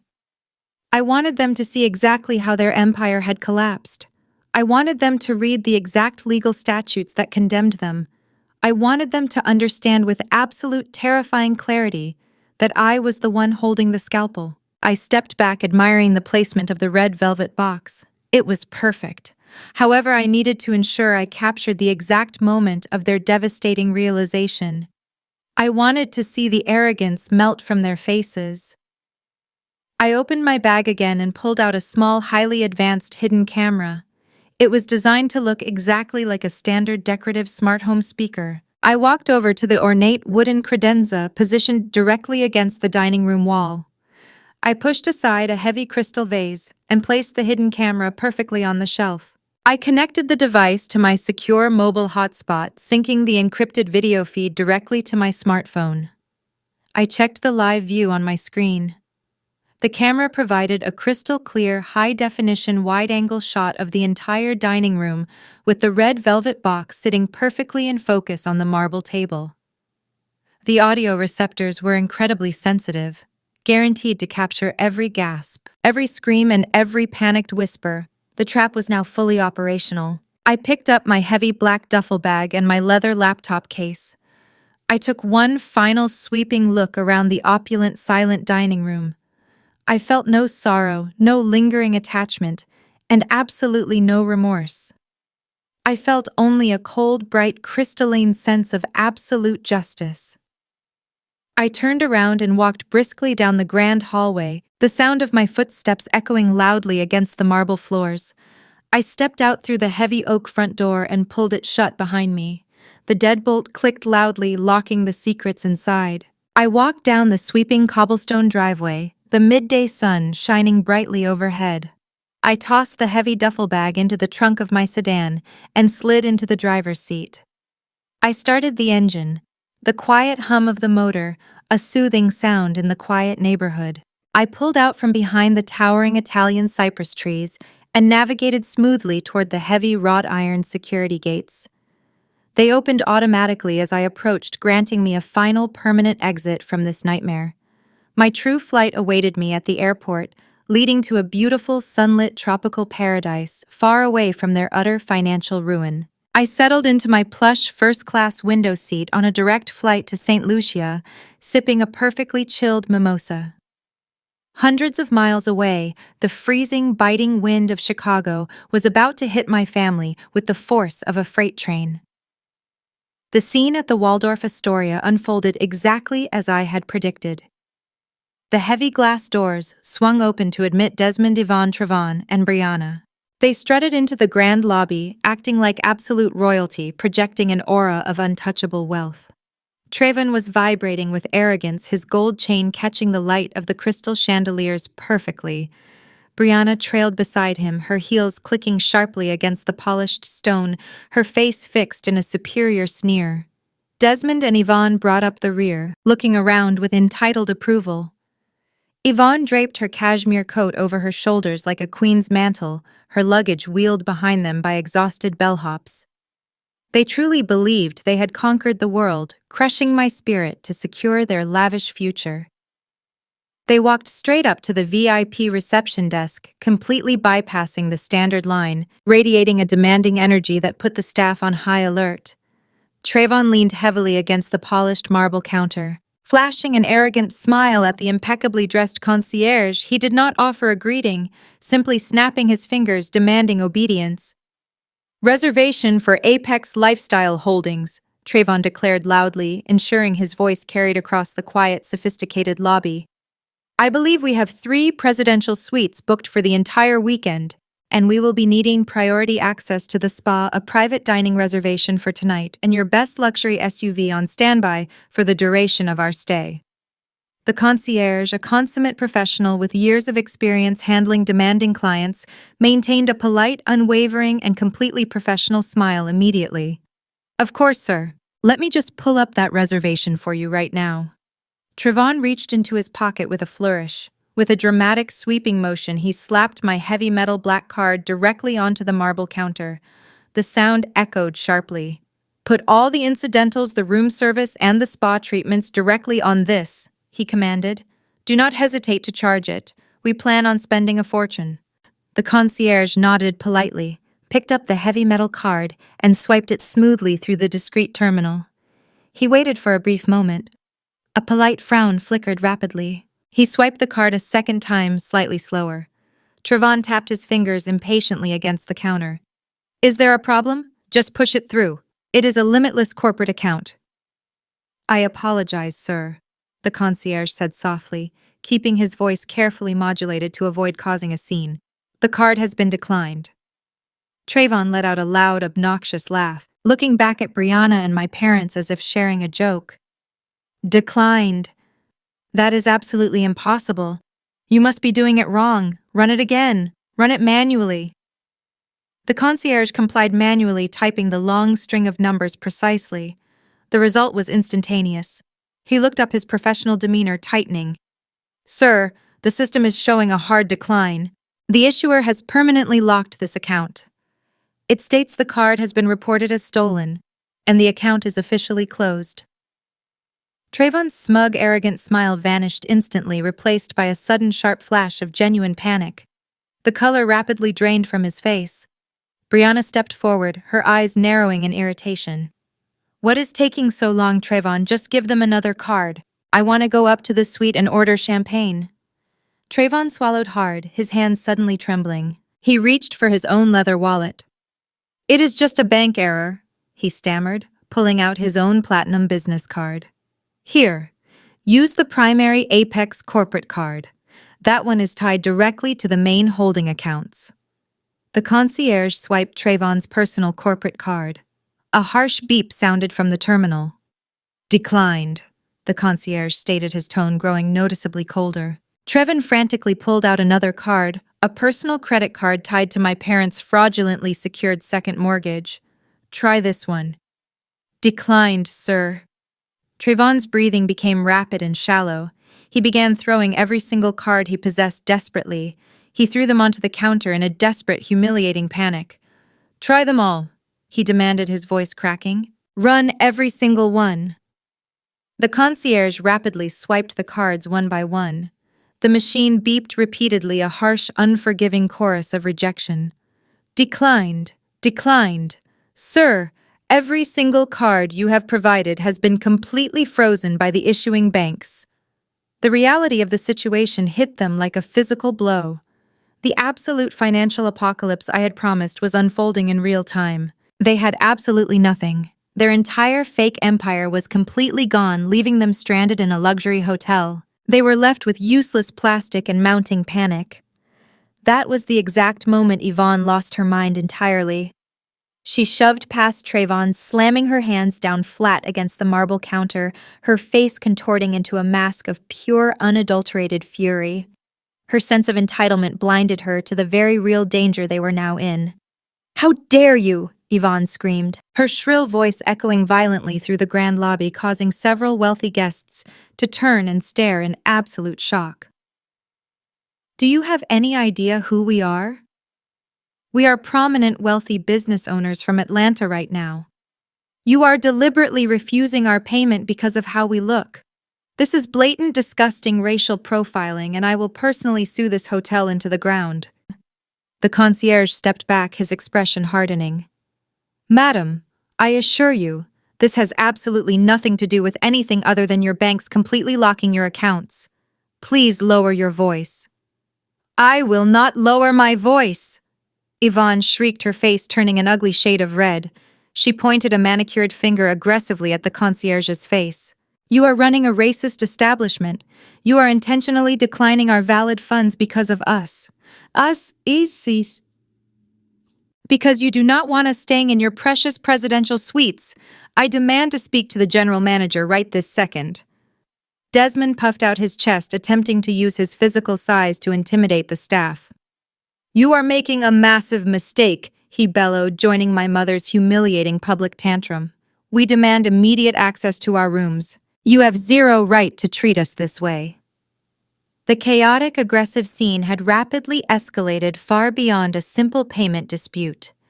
The loud, abusive shouting immediately drew the attention of the hotel's heavy security detail. 4 large, imposing security guards arrived. Guards in dark suits moved swiftly across the lobby, flanking the front desk and forming a solid barrier between my screaming parents and the hotel staff. Yvonne did not back down. She escalated her manic behavior, screaming obscenities, knocking a stack of brochures off the counter, and demanding absolute subservience. She was causing a massive destructive disturbance in one of the most exclusive hotels in the city. The head of security did not hesitate. He picked up his radio and immediately contacted the Chicago Police Department. Within 10 minutes, 2 uniformed Chicago police officers strode through the heavy glass doors immediately. Their presence completely shifted the power dynamic in the room. Trayvon took a sudden, terrified step backward, his previous arrogance entirely evaporating. Brianna grabbed his arm, her eyes wide with mounting terror as the officers approached the reception desk. "What seems to be the problem here?" the lead officer asked, his hand resting casually on his duty belt. The hotel manager quickly explained the situation. The officer turned to Trayvon, holding out his hand. "Sir, I need to see your identification, and I need to run those cards through our dispatch system to verify their status." Trayvon handed over his ID. His hands shaking violently, Trayvon watched the officer retreat and speak softly into his radio. He read the identification numbers and waited for a response. The silence in the lobby was suffocating. Yvonne had stopped screaming, her mouth hanging open as reality penetrated her skull. Desmond stood rigidly pale and sweating under the harsh lights. The officer's radio crackled loudly. The dispatcher's voice was clear and unyielding. The officer nodded, his expression turning stony. He walked back to the counter. "Mr. Vance," the officer stated loudly, "every single account associated with your name is flagged for massive federal wire fraud. The primary account holder has officially reported you for unauthorized usage. You are currently under active federal investigation. Because the formal warrants have not yet been fully processed here, I am not arresting you right now. However, you are to immediately vacate these premises or be placed in handcuffs." Trayvon stood frozen. The security guards mercilessly marched them toward the exit, pushing them through the glass doors. Unceremoniously thrown out of the Waldorf Astoria, they stumbled onto the freezing Chicago sidewalk. Their designer luggage was piled humiliatingly on the dirty concrete. I smiled warmly as my flight took off. The biting frozen wind cutting off Lake Michigan hit Trevon, Brianna, Yvonne, and Desmond with the undeniable force of a physical blow. The heavy glass doors of the Waldorf Astoria shut firmly behind them, sealing away the warmth, the luxury, and the grand life they foolishly believed was their absolute birthright. They stood completely stranded on the unforgiving, filthy concrete of the Chicago sidewalk. Their towering mountain of monogrammed designer luggage sat piled haphazardly around their thin designer shoes. Pedestrians in heavy winter coats hurried past, quickly casting curious, highly judgmental glances at the bizarre spectacle of four arrogant people dressed in thin, expensive silk and cashmere, shivering violently in the freezing evening air. Yvonne pulled her beige duster coat incredibly tightly around her shaking shoulders, her teeth chattering audibly as the sheer humiliation of being physically escorted out of a luxury hotel lobby began completely destroying her enormous pride. She turned her furious, frantic gaze toward Trayvon, her voice trembling from both the bitter cold and unadulterated toxic rage. She demanded a full explanation, shrieking loudly about how he had embarrassed the entire prestigious family, how his supposed corporate expansion was clearly a massive, catastrophic lie that had ruined their weekend. Desmond stood rigidly beside her, his face a deep, unhealthy shade of purple, furiously rubbing his bare hands together while glaring at his son with absolute, undisguised contempt. Brianna was entirely uncontrollably hysterical.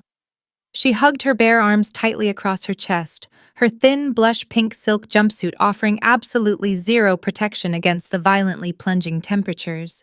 She was weeping loudly, her thick mascara running down her cheeks in dark, messy streaks, complaining bitterly about the bitter cold, and demanding that Trayvon somehow fix this disastrous situation immediately so she could return to her warm luxury hotel suite. She screamed that she was absolutely freezing, that her toes were going completely numb in her strappy stiletto heels, and that she absolutely refused to stand on a dirty city sidewalk like a common penniless criminal. Trayvon completely ignored them all. Panic, raw, terrifying, and suffocating, clawed viciously at his tight throat. He frantically dug deep into his coat pockets, his freezing fingers, completely numb and clumsy. He pulled out his latest model smartphone, the bright digital screen illuminating his pale, terrified face in the rapidly gathering dusk. He understood with horrifying, absolute clarity that his frozen accounts were not experiencing a simple temporary bank error. The stern police officer had spoken words that echoed repeatedly in his spinning mind. Federal wire fraud, unauthorized financial usage, active criminal investigation. The entire fragile house of cards had spectacularly collapsed in a single instant. He desperately needed immediate, clear answers right now. He desperately needed the one single person who actually controlled the corporate funds. He found my digital contact and aggressively hit call, pressing the expensive phone incredibly hard against his freezing ear. Thousands of miles away from the brutal, freezing, aggressive winds of the Midwestern United States, the atmosphere was entirely wonderfully different. I was definitely not sitting in a cramped, bright emergency server room in downtown Atlanta, desperately trying to salvage a fabricated, chaotic data breach. I was lounging comfortably, feeling completely relaxed on the sprawling wood-paneled sun deck of a private $10 million chartered yacht, anchored gently off the pristine, stunning coast of Cabo San Lucas. The late afternoon sun bathed the beautiful wooden deck in a warm, soothing golden light. A gentle, salty ocean breeze blew softly across my smiling face, carrying the sweet scent of the Pacific Ocean and the absolute promise of freedom. I wore a simple, elegant white linen swimsuit cover my bare feet, resting casually against the polished wood railing. The stark contrast between my manufactured, exhausted corporate drone persona and my current magnificent reality was absolute.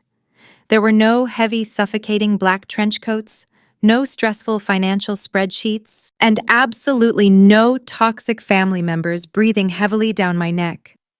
I held a delicate crystal flute of chilled, expensive vintage champagne comfortably in my right hand, watching the rhythmic, peaceful rise and fall of the beautiful turquoise waves. The massive yacht swayed gently, a soothing rhythmic motion that felt entirely profoundly luxurious. A uniformed steward quietly approached my chair, politely offering a silver tray of fresh caviar and perfectly toasted bread points. I smiled warmly, sincerely thanking him with a soft nod, before taking a small, delicious bite. The rich taste was incredibly salty, decadent, and utterly perfectly divine and flawless. My smartphone rested quietly on a low-polished glass table beside my highly cushioned lounge chair. It suddenly vibrated violently, aggressively, disrupting the tranquil, perfect ambiance of the yacht. The bright screen flashed repeatedly, displaying Trevon in large, demanding black letters. I watched it ring continuously for several long seconds, thoroughly savoring the profound, incredible sense of absolute power radiating from the small device. I took a slow, highly deliberate sip of my chilled champagne, letting the crisp, expensive liquid beautifully cool my throat. I set the crystal flute down carefully on the table, picked up the aggressively ringing phone, and confidently pressed the green accept button. "Where the hell are you?" Trayvon screamed loudly into the receiver. His voice was a frantic, high-pitched, terrifying screech, completely and utterly stripped of its usual obnoxious, arrogant swagger. The loud, chaotic sound of the howling, bitter Chicago wind whipped incredibly hard. The brutal wind whipped aggressively against the microphone, providing a beautifully fitting symphony to their current well-deserved misery.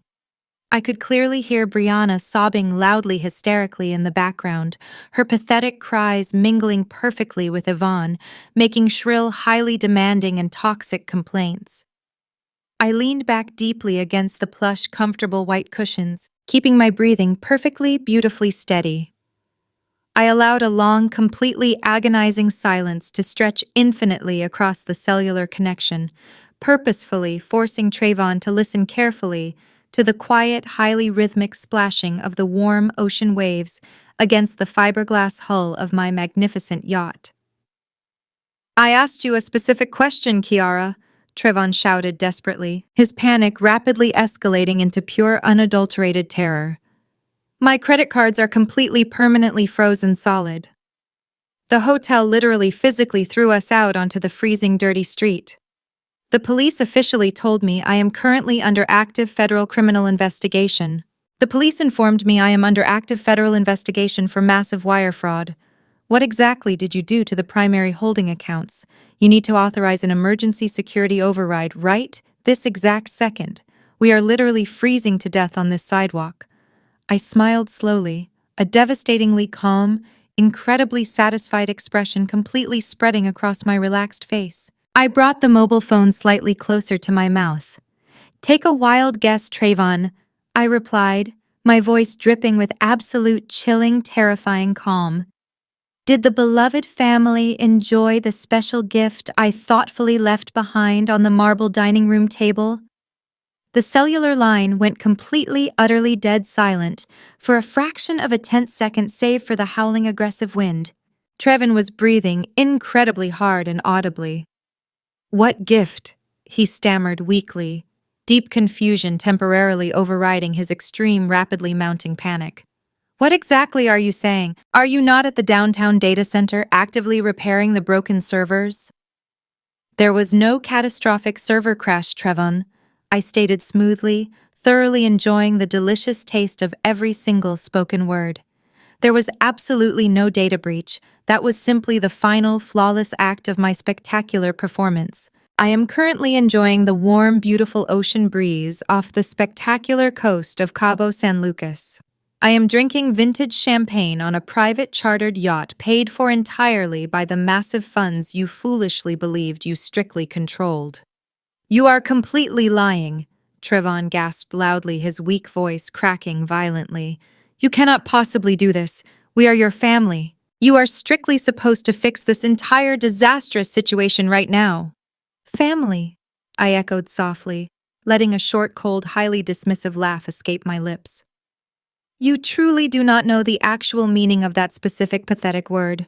You only viewed me as an unlimited bank account, a stepping stone for your completely fraudulent ambitions. The bank is permanently closed. I legally transferred every single valuable asset. I executed the hostile corporate takeover of your pathetic lifestyle holding company. I legally seized that entire cosmetic brand. I canceled your credit lines the exact second your flight touched down. Your massive, ridiculous fraud is entirely exposed. The documents are sitting in a red velvet box right next to the formal foreclosure notices for that beloved family mansion. You wanted the ultimate luxury weekend. You wanted to experience life at the highest possible level on my earned dime. Now you get to experience the absolute bottom all on your own. You are entirely on your own." I pulled the phone away and pressed the red button. I carefully removed the metallic plastic card, tossing it directly into the deep ocean. Blackout. The dead dial tone echoed in Trayvon's ear, a hollow mocking sound that completely severed his final tether to his lavish, fabricated reality. He stood absolutely frozen on the filthy, ice-cold Chicago pavement, staring blankly at the dark screen of his useless smartphone. The brutal, unforgiving Midwestern wind whipped ferociously around him, slicing easily through his thin, aggressively patterned silk shirt and completely bypassing his expensive, custom-tailored jacket.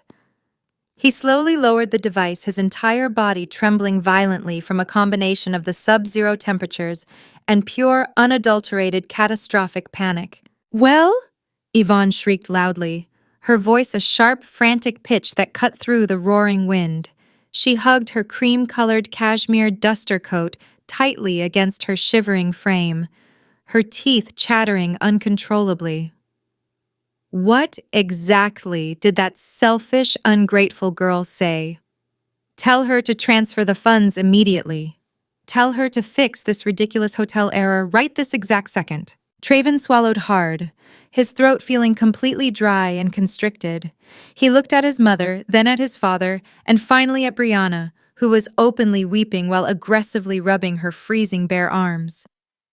"She is not fixing anything," Trayvon whispered, his voice cracking pitifully under the weight of absolute devastation. "She transferred everything. She seized my holding company. She seized Brianna's brand. She completely drained the accounts. She is on a private yacht in Mexico and we have absolutely nothing left." The sheer magnitude of the catastrophic news crashed heavily over the arrogant family, hitting them much harder than the freezing Chicago wind. Desmond staggered backward, his large frame suddenly appearing incredibly weak and fragile. He gripped the edge of a nearby frozen trash receptacle to steady himself, his face draining of all color. Yvonne let out a shrill, piercing wail of absolute denial, stomping her expensive designer boots furiously against the icy concrete, utterly refusing to accept their immediate horrifying poverty. They were completely stranded. They had no cash, no working credit cards, and absolutely no access to their fraudulent corporate wealth. The luxury weekend had instantly evaporated, replaced by a desperate, agonizing struggle for basic survival. They dragged their massive, heavily branded luxury suitcases down the unforgiving, freezing city blocks, their expensive, impractical shoes offering zero protection against the icy, treacherous sidewalks. The glamorous family that had strutted into the Waldorf Astoria just an hour earlier was now reduced to a shivering, miserable, humiliated group of completely destitute wanderers. Desmond forced them to walk nearly 2 miles through the brutal cold to a brightly lit, heavily barred pawn shop he had spotted earlier. The humiliation inside the grimy, brightly lit store was absolutely absolute. Brianna sobbed hysterically, completely inconsolable, as the gruff, unimpressed pawnbroker brutally evaluated her beloved, glittering diamond tennis bracelet and her heavy designer watch. She pleaded with him, boasting about their retail value, but the man merely slid a shockingly small stack of crumpled $100 bills across the scratched glass counter. It was barely enough money to secure their immediate escape from the freezing city. They used the meager, humiliating funds to purchase 4 last-minute, deeply discounted tickets on Spirit Airlines. Arriving at O'Hare International Airport late that evening, they quickly discovered that their budget flight was delayed until the following morning. With absolutely zero funds remaining for an airport hotel, the incredibly arrogant, previously wealthy family was forced into the ultimate devastating humiliation. They spent a horrific, agonizing night sleeping directly on the hard, filthy, cold terrazzo floor of the airport terminal. Yvonne tried to construct a makeshift bed using her expensive cashmere coat, whimpering softly as harsh fluorescent lights buzzed aggressively overhead. Desmond sat rigidly upright in a cheap plastic chair. His arms crossed defensively, staring blankly at the wall with an expression of complete defeated ruin. Trayvon and Brianna huddled together on the dirty floor, shivering under thin layers of silk, their designer luggage acting as pathetic, useless barricades against the curious, judging stares of passing late-night travelers. They were completely stripped of their dignity, their pride thoroughly, completely shattered. When morning finally arrived, they dragged their exhausted, aching bodies onto the cramped, unforgiving budget airplane. They were forced into completely separate, cramped middle seats, squeezed tightly between strangers, enduring hours of absolute, inescapable misery. There was no first-class lounge, no vintage champagne, and no VIP concierge service. There was only the harsh, bitter reality of their new destitute existence. The return to Atlanta was a grim, silent, utterly miserable affair. They managed to secure a cheap shared rideshare vehicle using the absolute last few dollars from the pawn shop transaction, squeezing their massive luxury luggage into the trunk of a battered-smelling sedan. The warm, humid Georgia air hit them heavily as they finally arrived back at their exclusive gated suburban neighborhood. They trudged slowly up the long, sweeping cobblestone driveway, looking entirely unlike the glamorous family that had departed just 24 hours earlier. They were completely exhausted, their designer clothing deeply wrinkled and stained, their faces haggard, drawn, and filled with a dark, boiling, explosive rage. Every single step they took toward the massive brick mansion fueled their collective intense fury. They were absolutely ready to tear Kiara apart. They fully intended to scream to demand and to violently force her to reverse the catastrophic financial damage she had inflicted upon their perfect lives. Desmond jammed his key roughly into the heavy oak front door, shoving it open with aggressive, forceful violence. "Kiara!" he bellowed loudly, his deep voice echoing angrily through the cavernous marble-floored foyer. "Get out here right this exact second! You have completely crossed the line." There was no answer. The massive house was eerily, profoundly quiet. The grand crystal chandeliers hung completely still, and the heavy silence felt almost suffocating. The family dropped their heavy designer luggage onto the polished marble floor, the loud thuds echoing sharply in the absolute stillness. They marched forward as a united, furious front, their eyes scanning the pristine walls and the empty spaces. Yvonne noticed it first. She stopped walking, her eyes narrowing as she looked closely at the family photo wall. "Where are the pictures?" she demanded, her voice sharp and confused. The silver frames that had once held the 2 meager photos of Kiara were completely gone, leaving clean, distinct empty spaces against the freshly painted wall. They moved swiftly through the formal living room and the grand hallway, a rising sense of deep, unsettling dread beginning to mix with their explosive anger. The house felt strangely hollow, thoroughly scrubbed of any lingering trace of my existence. They marched purposefully toward the formal dining room, the very epicenter of their family authority, fully expecting to find me cowering and waiting for their wrath. They stopped completely dead in their tracks at the grand entrance to the dining room. The room was immaculate, the long marble table polished to a brilliant, flawless shine. There was no Kiara. There was only the massive, sparkling crystal chandelier casting a bright, focused beam of light directly onto the center of the table. Sitting precisely in the exact dead center of the cold, white marble was the stunning, pristine red velvet box. It sat there like a silent crimson monument to their impending doom. The bright red fabric contrasted sharply violently against the cold stone, demanding absolute undivided attention. The family stared at it completely paralyzed by a profound, overwhelming sense of terrible anticipation. They instinctively knew, deep in their greedy, fraudulent souls, that this beautiful box held the ultimate answers to their sudden, catastrophic destruction. "What is that?" Desmond muttered gruffly, his voice lacking its usual commanding authority. He stepped forward hesitantly, his eyes locked firmly on the velvet box. Brianna pushed past him, her hands trembling visibly with a toxic mixture of intense anger and deep, suffocating dread. She wanted to reclaim her power, to assert her dominance over whatever pathetic trick I had left behind. She marched directly up to the head of the marble table, her heels clicking sharply against the floor, completely oblivious to the hidden, high-definition camera capturing her every single panicked movement from the credenza. "It is probably just another one of her stupid dramatic stunts," Brianna sneered loudly, though her voice shook noticeably. She reached out with heavily manicured, trembling fingers and grasped the delicate silk ribbon securing the box. She yanked the ribbon sharply, untying the perfect bow with aggressive force. The family gathered closely behind her, their breathing shallow, their eyes wide with intense, fearful curiosity. Brianna took a deep, shaky breath, her heart pounding violently against her ribs. She placed her hands firmly on the soft velvet and lifted the heavy lid, pulling it completely back to reveal the contents hidden inside. Instead of just the digital flash drive, the box was packed tightly with thick, professionally bound stacks of heavily printed legal documents placed meticulously underneath the silver metallic drive. The stark black ink on the crisp white paper glared up at them, stamped with aggressive official red seals. Brianna reached down her fingers, brushing against the cold silver flash drive before grabbing the very first thick stack of legal papers. She pulled the documents out of the velvet box, flipping rapidly to the first page. Her eyes frantically scanned the bold, capitalized legal headings, moving quickly down to the specific, undeniable financial details and the deeply familiar, expertly forged signatures. The blood completely drained from Brianna's face, leaving her looking absolutely ghastly and pale. Her jaw dropped open, her eyes widening to a point of pure, unadulterated, catastrophic horror. Her entire body began to shake violently, the heavy legal papers rattling loudly in her weak, terrified grip.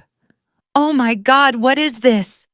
Brianna shrieked, her voice cracking violently into a hysterical, blood-curdling scream. She stared down at the official stamped notice of immediate corporate seizure and the formal irrevocable declaration of federal foreclosure, finally understanding that their perfect, wealthy, fraudulent lives were permanently, absolutely, and completely destroyed.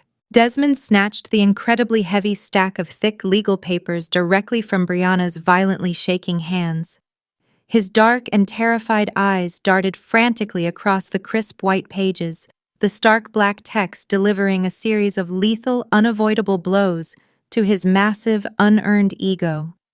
It was an official finalized eviction notice and a total property seizure mandate. The sprawling, luxurious Atlanta mansion they currently stood in was no longer theirs. The document explicitly detailed exactly how the beautiful house had been legally seized to cover the massive fraudulent second mortgage they had arrogantly taken out, using my expertly forged signature and completely stolen identity. Every single intricate detail of their complex financial crime was perfectly outlined, backed by irrefutable, undeniable banking records, and officially stamped by a stern federal judge. The bank was taking immediate, unquestionable possession of the entire property. They had exactly 48 hours to vacate the premises entirely or face immediate physical removal by heavily armed county sheriffs. Desmond's face turned a horrifying shade of pale, sickly gray as he read the condemning words aloud, his booming, authoritative voice reduced to a pathetic, breathy, terrified whisper. Yvonne let out a sharp, choked gasp, her shaking hands flying up to cover her open mouth in absolute, unadulterated shock. The high walls of their pristine, wealthy kingdom were literally crumbling around them. Brianna reached blindly back into the pristine red velvet box, her perfectly manicured fingernails scraping desperately against the dark, luxurious silk lining. She pulled out a second thick folder, bound tightly in heavy black metal clips. Her terrified eyes scanned the official cover page, and a fresh, devastating wave of unadulterated horror washed completely over her frozen features. It was a fully executed, irrevocable, legally binding trademark transfer agreement. Her entire beloved luxury cosmetics company, the exact brand she had constantly obsessively flaunted on social media and used to secure her fake status among the city's elite, was completely gone. I had not simply frozen the corporate accounts or seized the valuable warehouse inventory. The legal documents proved, with absolute terrifying finality, that her beloved business now belonged entirely to a prominent national domestic violence charity. I had legally, systematically stripped her of her highly prized, completely false CEO title, transferring total ownership, intellectual property, and all future lucrative profits directly to an organization that actually helped people. Brianna stared blankly at the official transfer seals, her shallow mind completely failing to process the massive, devastating magnitude of the loss. The company she had proudly built using my stolen funds, the booming business that constantly fed her intense, shallow vanity, had been directly weaponized against her and happily given away to a charitable cause she had always publicly, cruelly mocked. Before Brianna could even begin to adequately process the total loss of her precious vanity project, her darting eyes caught sight of a thick, pristine white envelope resting quietly at the very bottom of the red velvet box. Her name was written perfectly across the front in my precise, undeniable handwriting. She dropped the heavy trademark documents carelessly onto the marble table and snatched the white envelope, tearing it open with aggressive, frantic tearing movements. A thick stack of high-resolution, crystal-clear photographs spilled out, scattering widely across the polished, expensive stone surface. They were absolutely not financial documents or boring legal mandates. They were premium, undeniably clear, incredibly damning surveillance photos, courtesy of the highly expensive elite private investigator I had secretly hired months ago. The vivid images depicted Trayvon in a series of highly compromising, deeply intimate, and undeniably romantic positions, with a well-known, beautiful local Atlanta Instagram model. The glossy photos showed them lounging comfortably together in highly restricted VIP sections of expensive downtown nightclubs, entering luxury five-star hotel suites late at night, and driving happily around the city in a brand new, wildly expensive imported sports car.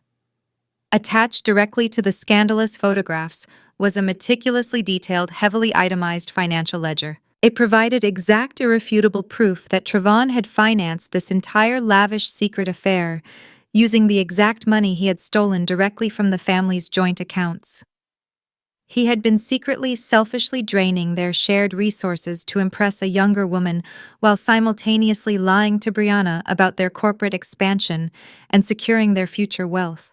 Desmond, completely ignoring his daughter's rapidly unfolding personal catastrophe, reached into the deep red velvet box one final time.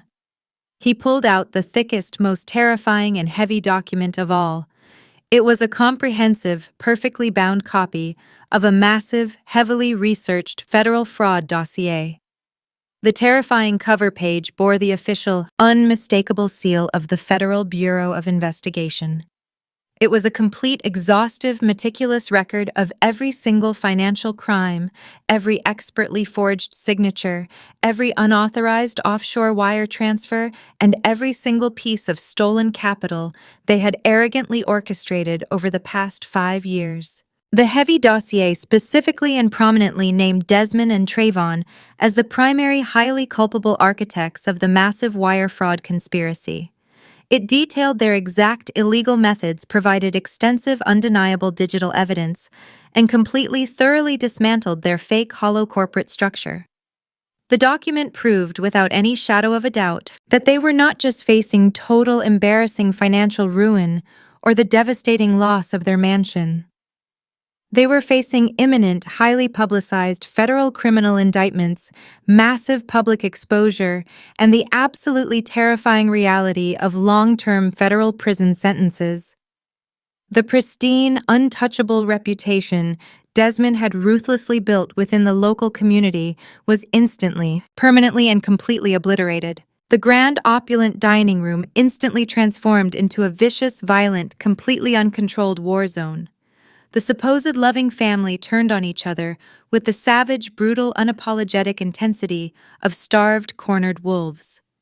Brianna let out an ear-piercing, blood-curdling scream of pure, undiluted rage, launching herself directly across the smooth marble table at Trevon. She grabbed a heavy, ornate silver candelabra and swung it wildly, missing his head by mere inches, but shattering a massive, expensive crystal vase into 1,000 glittering pieces. She physically attacked him, her long fingernails tearing fiercely at his expensive silk shirt as she screamed hateful obscenities about his betrayal, the disgusting photographs and the stolen money. Traven stumbled backward clumsily, desperately trying to shield his face from her violent, hysterical, flailing blows, shouting pathetic, entirely useless denials that only fueled her absolute unhinged fury. Yvonne, completely unable to mentally process the absolute permanent loss of her wealth, her beautiful home, and her deeply cherished, closely guarded social status, let out a long, agonizing, pathetic wail. She collapsed heavily and dramatically onto the cold, polished marble floor. Her expensive cream-colored cashmere coat pooling uselessly around her like a discarded dirty rag. She threw her hands frantically over her head, sobbing uncontrollably, her entire body shaking violently with hysterical, hyperventilating panic as she fully realized her elite country club friends would very soon read all about her family's massive, humiliating federal indictment in the local morning news. The lavish, superior, highly arrogant lifestyle she had brutally weaponized against me for years was entirely gone forever, replaced by the terrifying, inescapable prospect of absolute poverty and massive public disgrace. Desmond stood rigidly near the head of the ruined table, his breathing incredibly shallow and dangerously rapid. He stared blankly at the heavy FBI dossier trembling in his hands, his face turning an alarming, sickly shade of gray. He reached up with a shaking, weak hand and tightly clutched the center of his chest, his failing heart hammering violently against his ribs. The realization that his entire legacy, his perceived absolute power, and his pristine, highly respected community reputation were utterly obliterated, struck him with immense physical force. He stumbled sideways, gasping loudly for air, leaning heavily against the ornate wooden credenza to keep from completely collapsing alongside his hysterical, weeping wife, his wide eyes locked blindly on the damning printed evidence of his own absolute destruction. Thousands of miles away, the warm, gentle, completely magnificent ocean breeze of Cabo San Lucas blew softly across the sun-drenched, pristine deck of my highly exclusive private chartered yacht. I lounged incredibly comfortably on the plush, bright white cushions, loosely holding my elegant crystal flute of vintage champagne. My smartphone rested securely on the glass table directly beside me, displaying the live, perfectly clear, high-definition video feed from the hidden camera, disguised cleverly as a smart speaker in their ruined dining room. I watched the entire chaotic, violent, deeply satisfying implosion unfold in beautiful, uninterrupted real time. I watched Brianna physically attack Trevon Yvonne, completely collapse in total hysterics, and Desmond desperately clutch his chest in absolute paralyzing terror. The audio was perfectly, incredibly clear, capturing every single scream, every pathetic sob, and every shattering piece of expensive crystal. I took a slow, deliberate, incredibly satisfying sip of my chilled champagne, a cool, deeply contented smile spreading slowly across my relaxed face. The performance was absolutely flawless, and the final beautiful curtain had beautifully permanently fallen on their fraudulent, toxic, absolutely ruined empire. 6 months rapidly evaporated into thin air, completely replacing the balmy, tropical, sweet ocean winds of Cabo San Lucas, with the sterile, heavily filtered, unforgiving air conditioning of the Richard B. Russell Federal Building in downtown Atlanta. The swift, utterly merciless, and highly efficient wheels of federal justice had completely ground their vast, fraudulent corporate empire into absolute, irrecoverable, microscopic dust. Trayvon currently faced incredibly severe mandatory federal prison time, the staggering, suffocating weight of multiple major wire fraud, aggravated identity theft, and grand larceny indictments hanging heavily and permanently over his terrified head. The massive corporate embezzlement scheme, thoroughly documented and exposed by my extremely meticulous, undeniable digital records, left him absolutely no room for clever negotiation, expensive legal maneuvering, or cowardly escape. The federal prosecutors possessed an airtight, completely flawless case. He was facing decades behind thick iron bars. Desmond, once the exceedingly proud, arrogant, supposedly untouchable pillar of the local Atlanta suburban community, had been unceremoniously, aggressively, and highly publicly ousted from his prestigious church leadership board. His highly exclusive, expensive high society social clubs had permanently, immediately revoked his cherished memberships, completely and thoroughly, blacklisting him from the wealthy, influential circles he had so arrogantly worshipped and manipulated his entire adult life. The profound public humiliation was absolute, total, and completely suffocating. Yvonne and Brianna were currently living a harsh, unfamiliar, and entirely devastating daily nightmare. They had been aggressively, legally evicted from the sprawling, pristine suburban mansion, completely forced into a cramped, dark, depressing two-bedroom apartment on the far, highly industrial, incredibly noisy outskirts of the city. The thin, cheap drywall and peeling linoleum floors were a constant, brutal, inescapable daily reminder of their catastrophic, sudden financial downfall. They had been utterly forced to systematically and painfully liquidate their highly prized, incredibly extensive designer wardrobes, hurriedly selling off every single soft cashmere coat, heavy diamond tennis bracelet, and rare luxury leather handbag just to retain cut-rate, entirely unimpressed criminal defense attorneys. Their fake, shiny, carefully manufactured glamour was entirely gone, forever replaced by the grim, exhausting, terrifying reality of bare, desperate financial survival. The deep, heavy purple bags under their exhausted eyes, and the sharp, bitter, deeply etched lines carved permanently into their pale faces told the complete, agonizing story of their spectacular, highly publicized ruin. I walked confidently and briskly down the long, highly polished, impeccably clean marble hallway of the imposing federal courthouse. The sharp, rhythmic, completely unwavering clicking of my expensive designer heels echoing loudly and powerfully against the high vaulted ceilings. I wore a flawless, custom-tailored, incredibly sharp, bespoke charcoal gray suit that visibly radiated immense power, massive, independent wealth, and absolute, untouchable, freezing authority. My posture was perfectly straight, my shoulders pulled back, my facial expression, an impenetrable, flawlessly carved mask of freezing, highly calculating precision.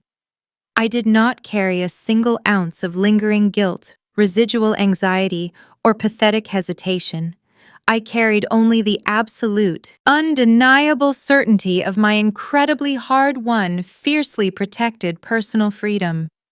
I had meticulously planned this precise moment for years, enduring their endless, cruel psychological torment, while secretly assembling the exact heavy legal weapons required to permanently dismantle their toxic, abusive reality.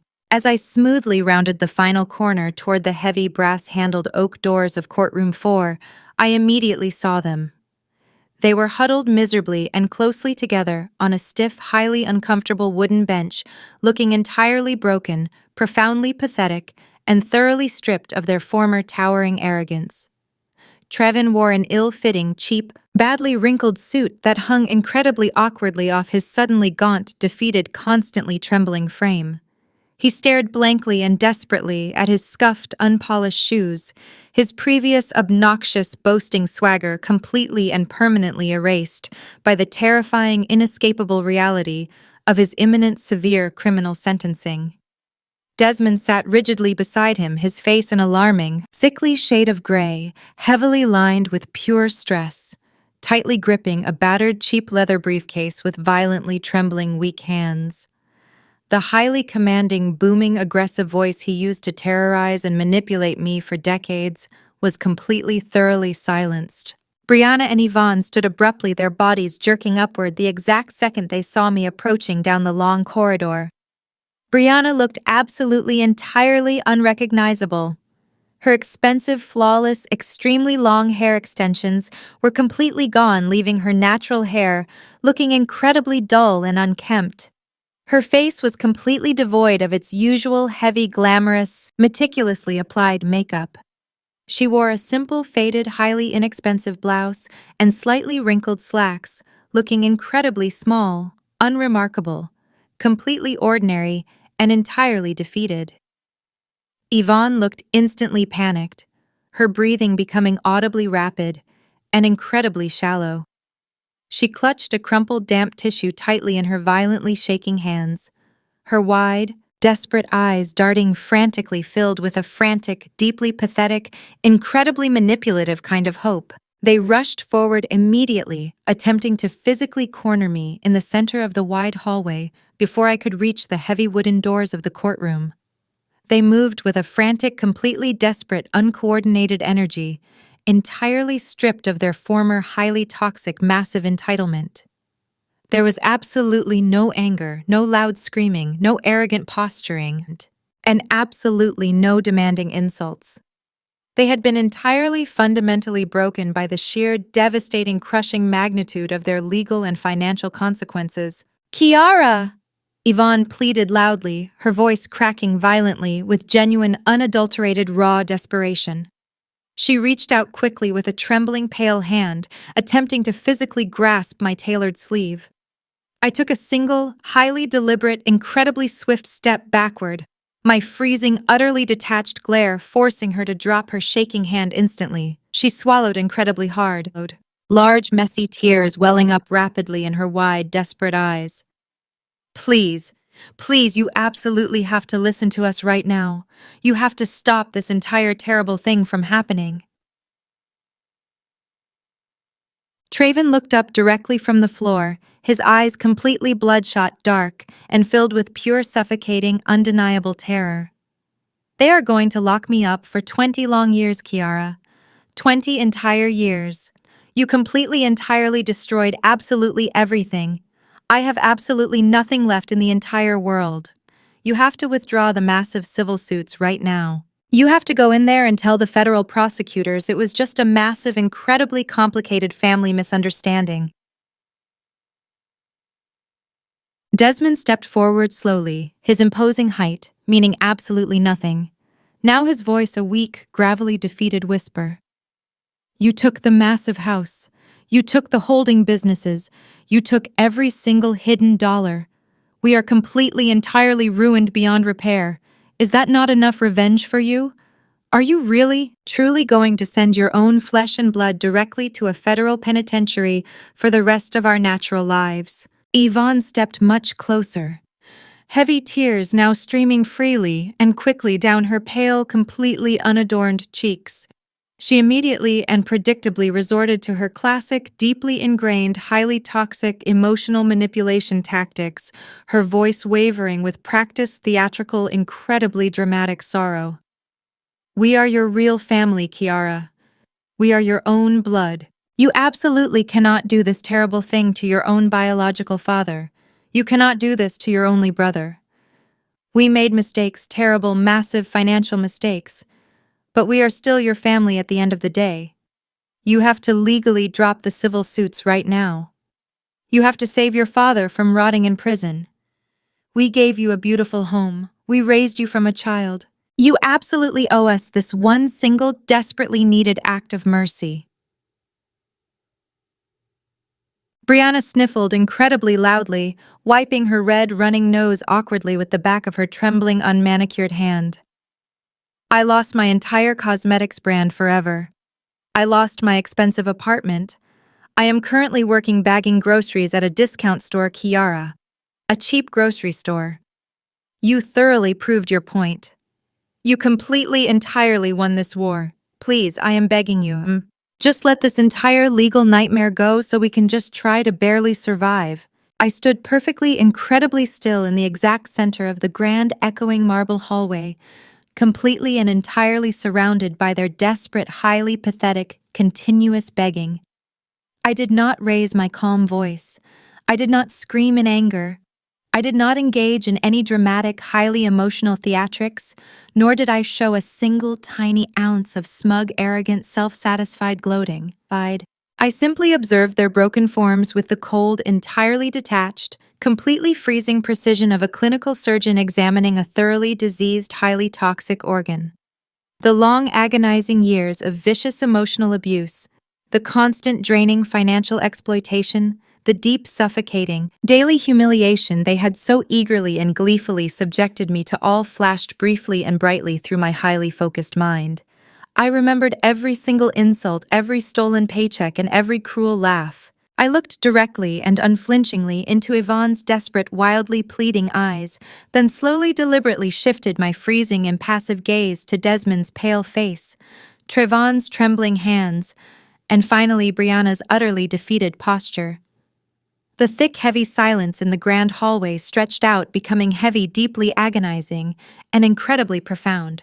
They collectively held their breath, foolishly, desperately hoping against all logical, rational hope that their pathetic theatrical tears had somehow magically penetrated my thick, heavily fortified defenses. "Blood doesn't give you the right to be a parasite," I stated clearly. My voice was incredibly soft, perfectly even, highly modulated, and absolutely terrifyingly lethal in its quiet, completely unwavering intensity. Every single spoken word was a precisely aimed, perfectly executed, incredibly fatal blow to their remaining delusions. "For 30 long years I was your favorite punching bag. Today I am buying back my freedom." I did not wait for their shocked, horrified reaction. I did not wait for the inevitable, highly dramatic wails of despair or the sudden, violent, entirely predictable resurgence of their toxic, deeply impotent anger. I turned sharply and cleanly on my heel, the crisp, perfect motion, a beautiful physical manifestation of my absolute permanent detachment from their toxic existence. I walked briskly, confidently, and incredibly powerfully toward the heavy oak courtroom doors, completely and permanently turning my back on the shivering, utterly broken remnants of my former abusers. I reached out firmly, grasping the polished heavy brass handle tightly, and pushed the massive wooden door wide open, walking straight into the bright, formal, highly structured light of the federal courtroom. I left them standing completely alone in the cold, vast, echoing hallway, entirely abandoned, thoroughly and comprehensively defeated, and ultimately forced to face the unyielding, completely terrifying wrath of the federal judge, completely alone. 6 months later, the sterile chill of the federal courthouse was nothing but a distant memory, entirely replaced by the breathtaking beauty of the Atlanta Botanical Garden.